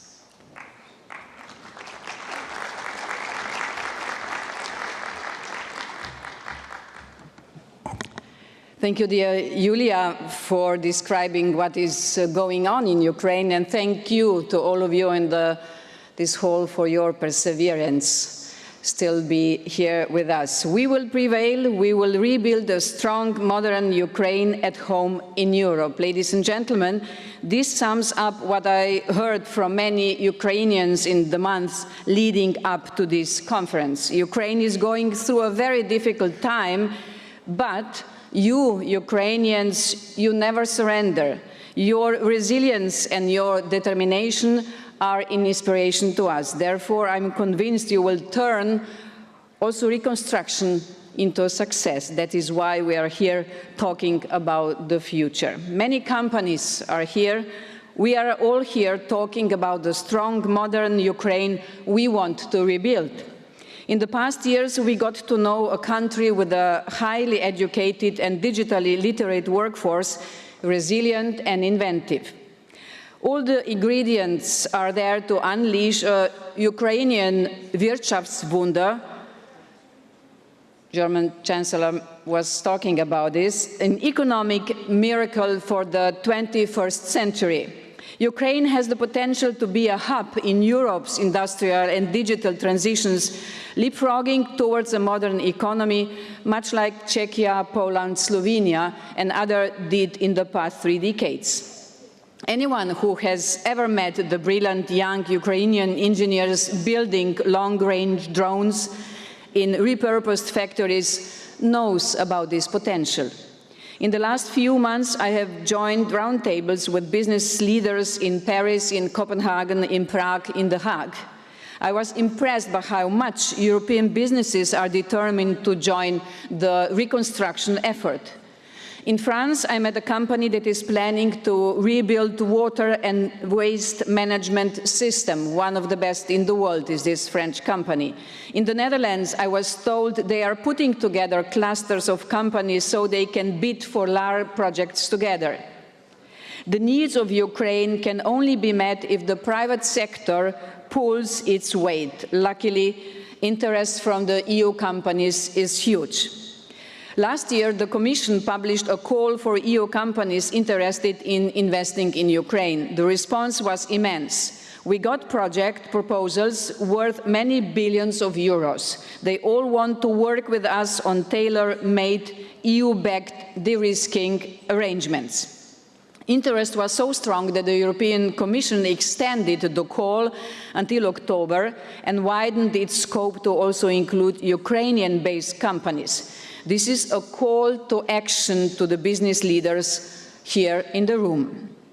We already have some great success stories, so it is not only about the future. Last year, a French investment holding used EU financing to acquire LiveCall, one of Ukraine's mobile operators, and Volia, an internet provider. The 1.5 billion deal was the biggest foreign direct investment in Ukraine in the past 2 decades.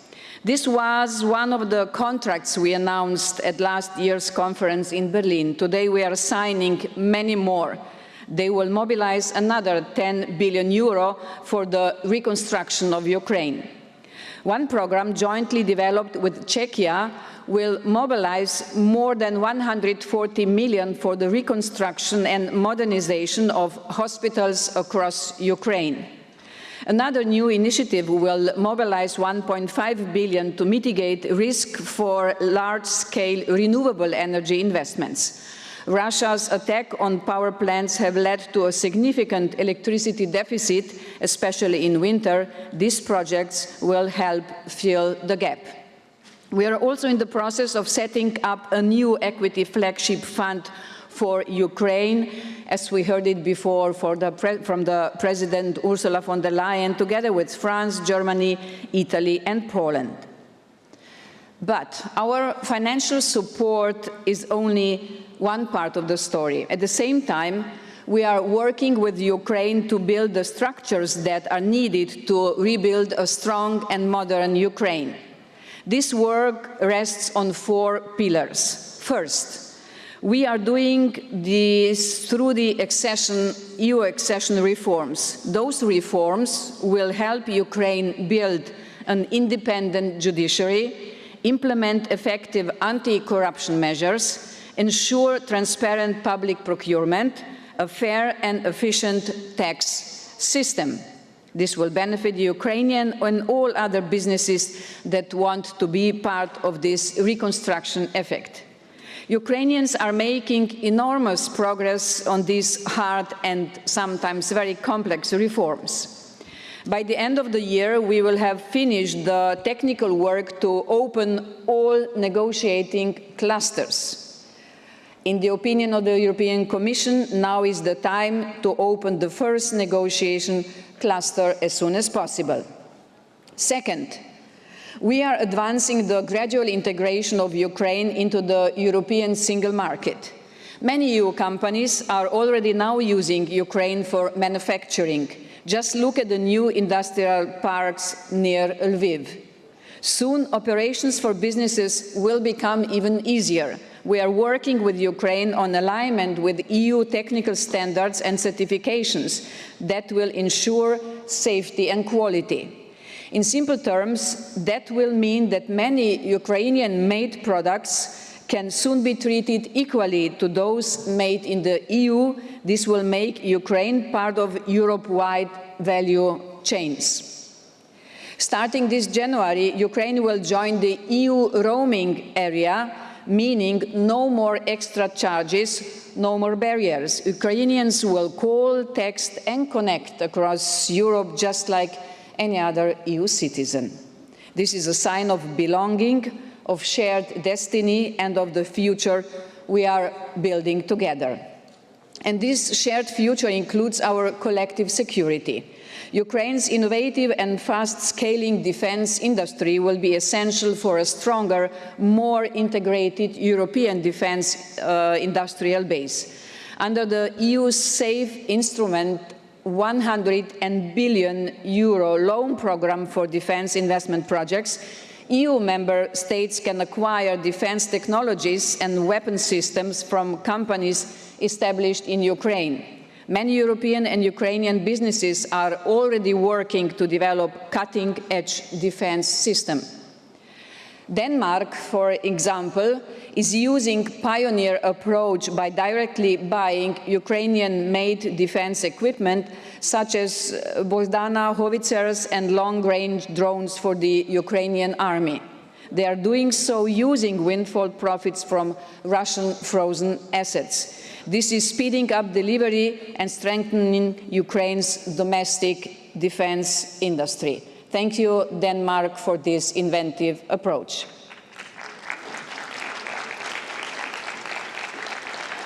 Third, we are working with Ukraine to develop the human capital needed for reconstruction. Last month, I was in Denmark, in Copenhagen, to meet a group of Ukrainian women entrepreneurs. One of them told me, we will also need the reconstruction of our people. Veterans, victims of sexual crimes, the stolen children, mental health. We have support projects to help women, young people, veterans, and people with disabilities find their place in the labor market. One project trains internally displaced women as IT professionals. This is helping them to earn an income remotely. And we are working with our member states to share experience. Croatia has experienced war. They know what is needed to reintegrate veterans into civilian life. And they are sending their experts to advise the Ukrainian Ministry of Veteran Affairs. We want Ukraine to be a country where people want to stay and to which many of those who have gained new skills in the EU will eventually return. The fourth pillar is working with Ukrainian local communities. More than anything, the war has shown the importance of local leadership. Ukrainian mayors and local councils are heroes. They helped organize the defense and provided essential services when people lost their homes or energy infrastructure was hit. Ukraine's reconstruction must be close to the people, addressing local needs and driven by local ownership. Regions and municipalities are our partner, not just the recipients of funds. Empowering them will ensure that rebuilding happens faster and fairer. My message to Ukrainians is clear. Your future is in Europe. You are not alone, and step by step, reform by reform, we are building together a stronger Ukraine. And this is why we are here. But just as important is what we are doing through the accession process. We build institutions, a robust and resilient judiciary, a strong social ecosystem where companies and citizens can thrive. Yes, we also build hope and opportunities. This is how we help Ukraine become what its people are fighting for, a strong, modern European nation. A strong Ukraine as a part of a stronger EU. Україна була, є і буде вільною, і ми будемо поруч. Ukraine will be a strong country, and we will be with you in each step of this work. Was, is, and will be free, and we will be there every step of the way. Slava Ukraini, long live Europe.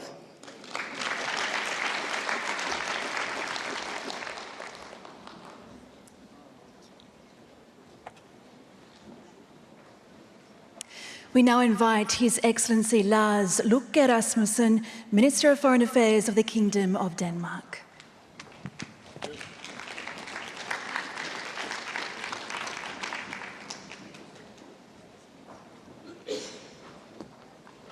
Thank you, ladies and gentlemen, dear friends of Ukraine. Ukraine's defense of its sovereignty continues to inspire us all.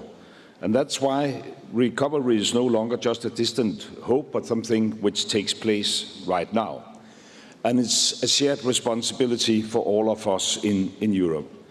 Denmark, I can assure you, strongly stands with Ukraine, not only in its reconstruction, but also in its path towards EU membership. And that's why opening clusters, starting real accession negotiations is a top priority for the Danish presidency, and I hope that is something we can start sooner rather than later. Because Ukraine's future is European. Every school rebuilt, every business reopened, and every reform adopted brings that future closer. And we must match Ukraine's determination with our long-term commitment. And therefore, it is time to turn buzzwords and speeches into concrete actions. And we have started. Today, at this conference, an agreement will be signed for a wastewater project in the city of Lviv, supported by a number of partners and donors, including my own country, Denmark. The waterways of Ukraine are interconnected with those of Northern Europe, a fact that has been well known since the time of the Vikings. So this project will not only benefit the Ukrainians, but also millions of people living in the Baltic Sea area, millions of Danes, who will be able to enjoy even cleaner water when they take a dive into the harbor of Copenhagen or anywhere else in the Baltic Sea. It is our ambition to build on this kind of common history and the values shared between Ukraine and the EU. We firmly believe that investing in Ukraine today not only benefits Ukraine, but Europe as a whole. The new Danish-Ukraine transition program stands as a testament to our support for Ukraine. It is so far, and by far, the biggest and most ambitious country program in the history of Danish development support. And in our opinion, this is the level of ambition that the situation in Ukraine calls for in all European countries. The program's vision is to enhance Ukraine's resilience and ability to deliver on the urgent basic needs of its people, and to support the green transition and improve framework conditions for private sector development, and to contribute to democratic and institutional reforms needed in Ukraine to join the EU in accordance with the Copenhagen criteria. I personally hope to kick off this new program together with my Ukrainian counterparts in Kiev immediately after the summer. But we, in the European governments, we can of course not do all this alone. So mobilizing the private sector all over Europe remains critical. The private enterprises offer solutions that can rebuild Ukraine and drive growth, create local jobs, increase export earnings, and ensure tax income, benefiting the Ukrainian economy and people. So the question is how we can get the private sector to take a risk and invest in a country in war. We have been working on that, and the Impact Fund Denmark, owned by the Danish government, supports the private sector in Ukraine despite the risks. This funding has already helped several companies expand their markets in Ukraine. For example, Impact Fund Denmark has invested millions of euros in Bank Lviv, a bank which ensures loans to small and medium-sized businesses in Ukraine, ensuring that they can maintain and grow their activities. And Denmark's Export and Investment Fund is another important way to help financing projects in Ukraine by de-risking investments. The funds offer loans and guarantees that cover up to 100% of political and commercial risk through different financing options. And thanks to these innovative loans and guarantees, Danish companies continue to invest in Ukraine. And today, about 100 Danish companies are active in Ukraine. I'll give you just a few examples. Vestas is working on a big wind energy project with Ukrainian partners, installing 64 turbines. Carlsberg, the brewery, opened a new and huge production facility in Kiev. And Jysk, the Danish retail chain, is also growing its business, including in frontline cities like Mykolaiv. But in order to rebuild, we also need to be able to defend ourselves and enable Ukraine to prevail. We must do everything in our power to help Ukraine continue its effort to end the Russian war of aggression, to support Ukraine's freedom now and in the future. Denmark is working to ensure that Danish defense companies provide equipment and technologies to strengthen Ukraine's defense. So this is actually combining what's most needed right now, the military support, which was also needed to build up the Ukrainian society to be more prosperous, to create new jobs, so that people stay in Ukraine instead of moving otherwhere in Europe. Ukraine's fight for freedom shows how important a strong defense industry is. For far too long, Europe has been too reliant on others. Europe needs to take greater responsibility for its own security, and we are on the right track, but we need to move faster, much faster, getting the European defense industry up to speed. And by investing in the Ukrainian defense capacity, we can take a kind of shortcut reaching that goal. And by opening up, as we are working on right now, for European defense investments in our own country, in Denmark, as a safe haven, we can do the same thing. We can try to pursue the same purpose. So this is important for job creation, but also for enable Ukraine to actually prevail. The NATO summit in The Hague demonstrated a strong willingness to act, to strengthen our own security. Now it's time to pick up the pace, because Ukraine's fight for freedom is also our fight for freedom. Thank you very much.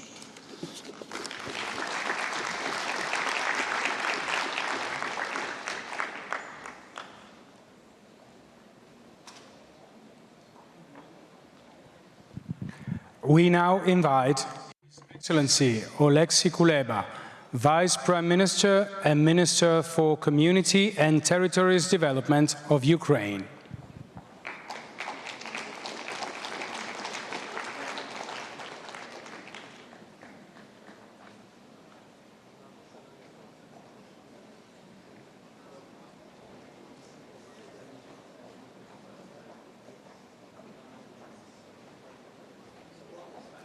So then we proceed.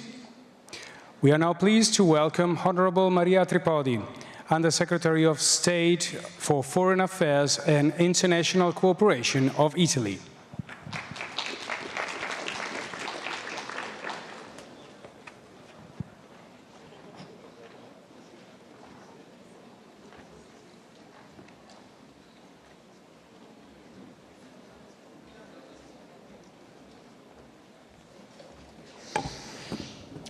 Grazie, buongiorno a tutti. Thank you. Very good morning. Well, good afternoon to all of you. Dear Andrei, dear Commissioner Marta Kos, dear friends all, it's an honor for me to open this panel dedicated to the Recovery Forum. As you know, there are many financial tools and insurance tools that donors, including Italy, have prepared in order to support companies in participating in reconstruction and recovery projects. During the past few months, we have involved the local authorities, the regional authorities, international financial institutions, and also development banks. The role of businesses is crucial. This is why I'd like to thank the outgoing president of the Advisory Council, Christian Blanche. I'd like to wish all the best to the new president, Barbara Cimino. I'd like to mention the new equity fund that we're going to launch soon, and that will be managed by the main European development banks, including our Cassa Depositi e Prestiti, in collaboration with the European Commission. It will be called European Flagship Fund for Reconstruction, with a value of 500 million euros. It will support the reconstruction of an economic system where there's a shortage of private capital.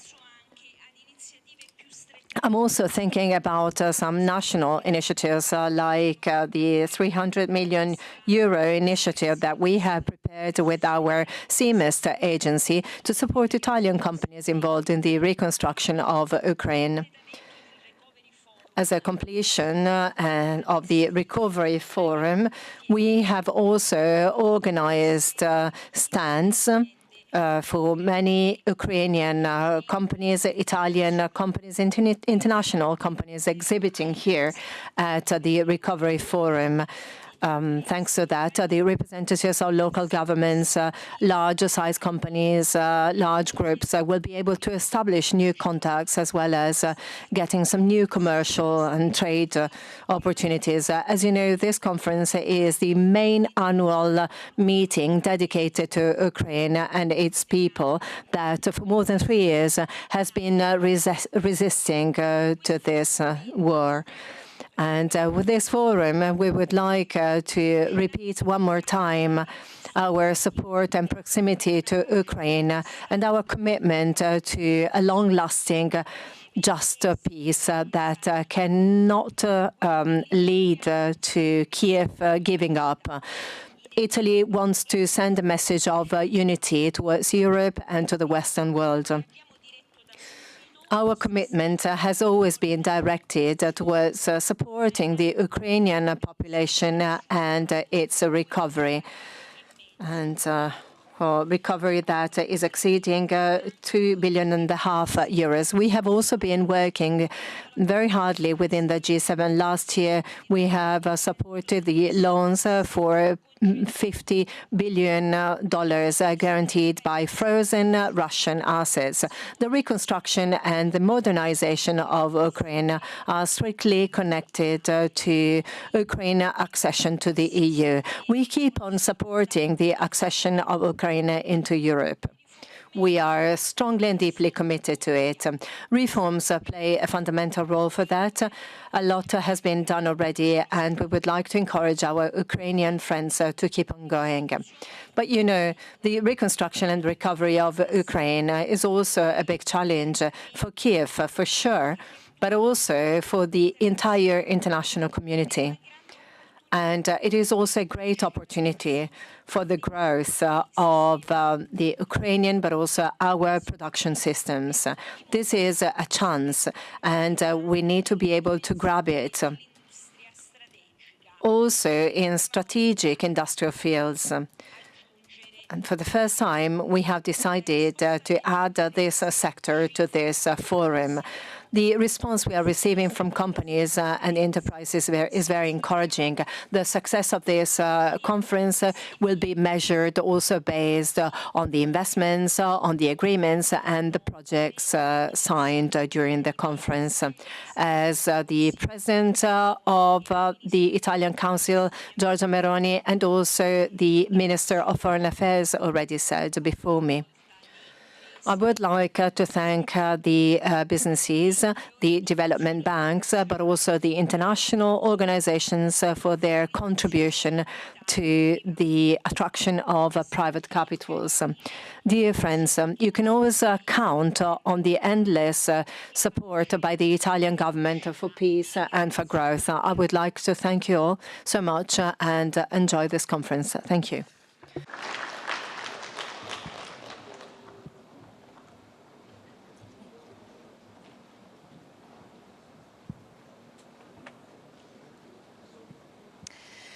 We are now very pleased to welcome Her Excellency Angela Rayner, Deputy Prime Minister and Secretary of State for Housing, Communities and Local Government of the United Kingdom.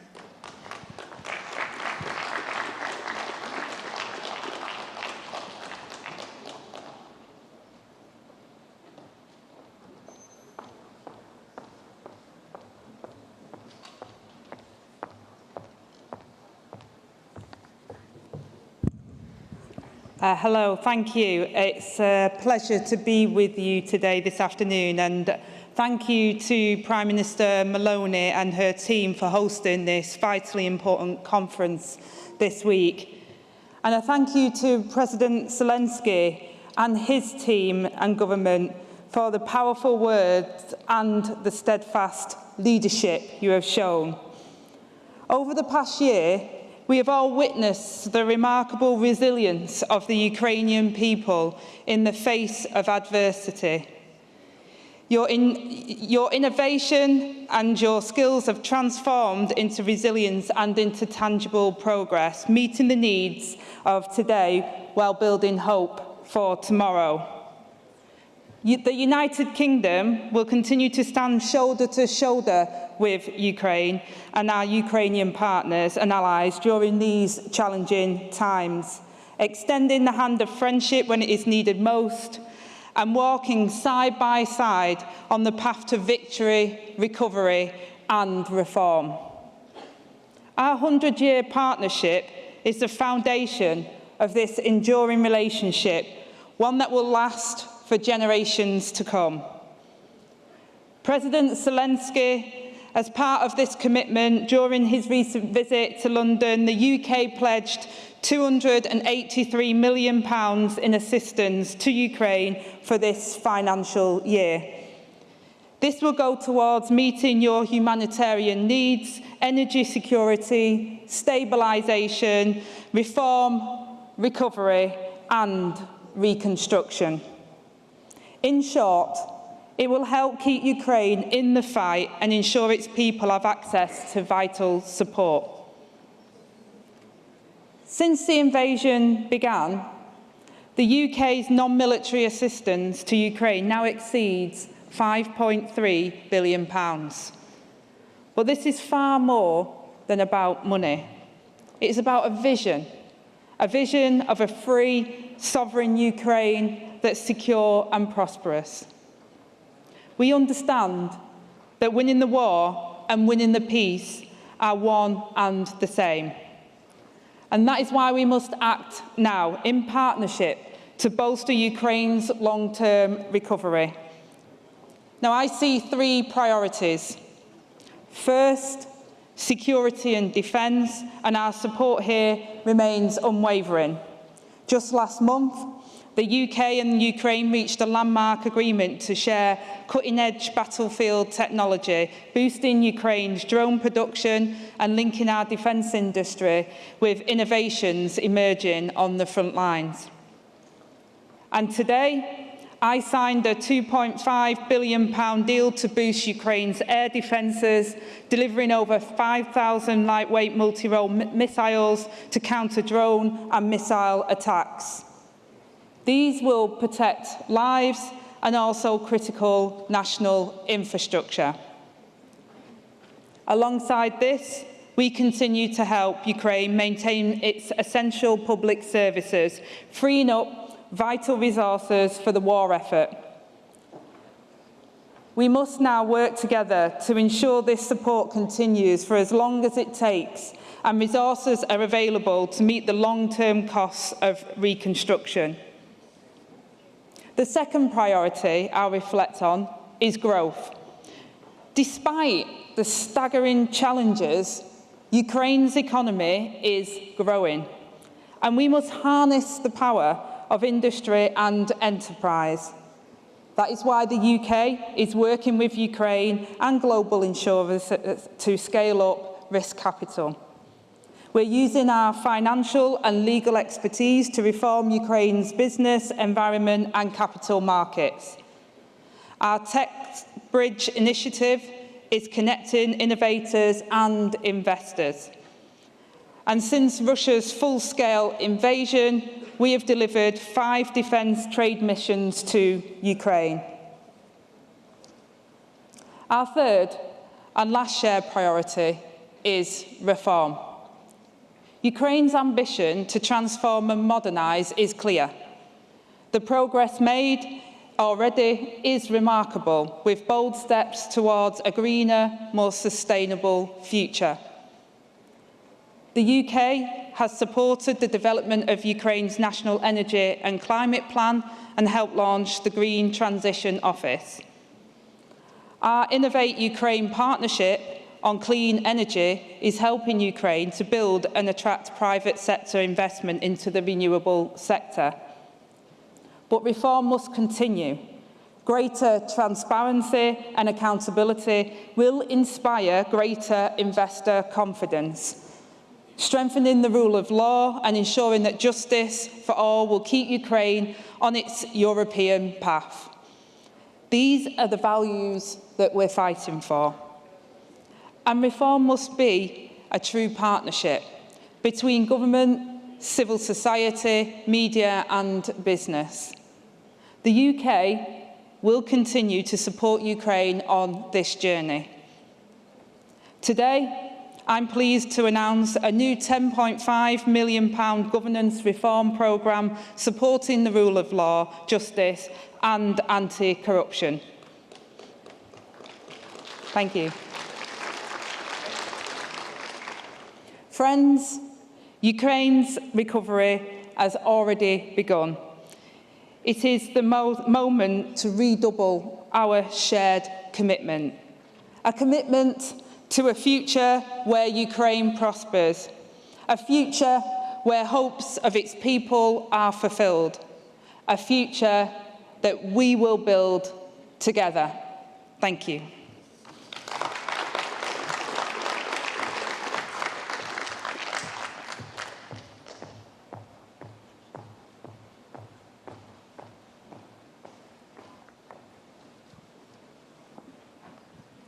We now invite His Excellency Oleksiy Kuleba, Vice Prime Minister and Minister for Community and Territories Development of Ukraine.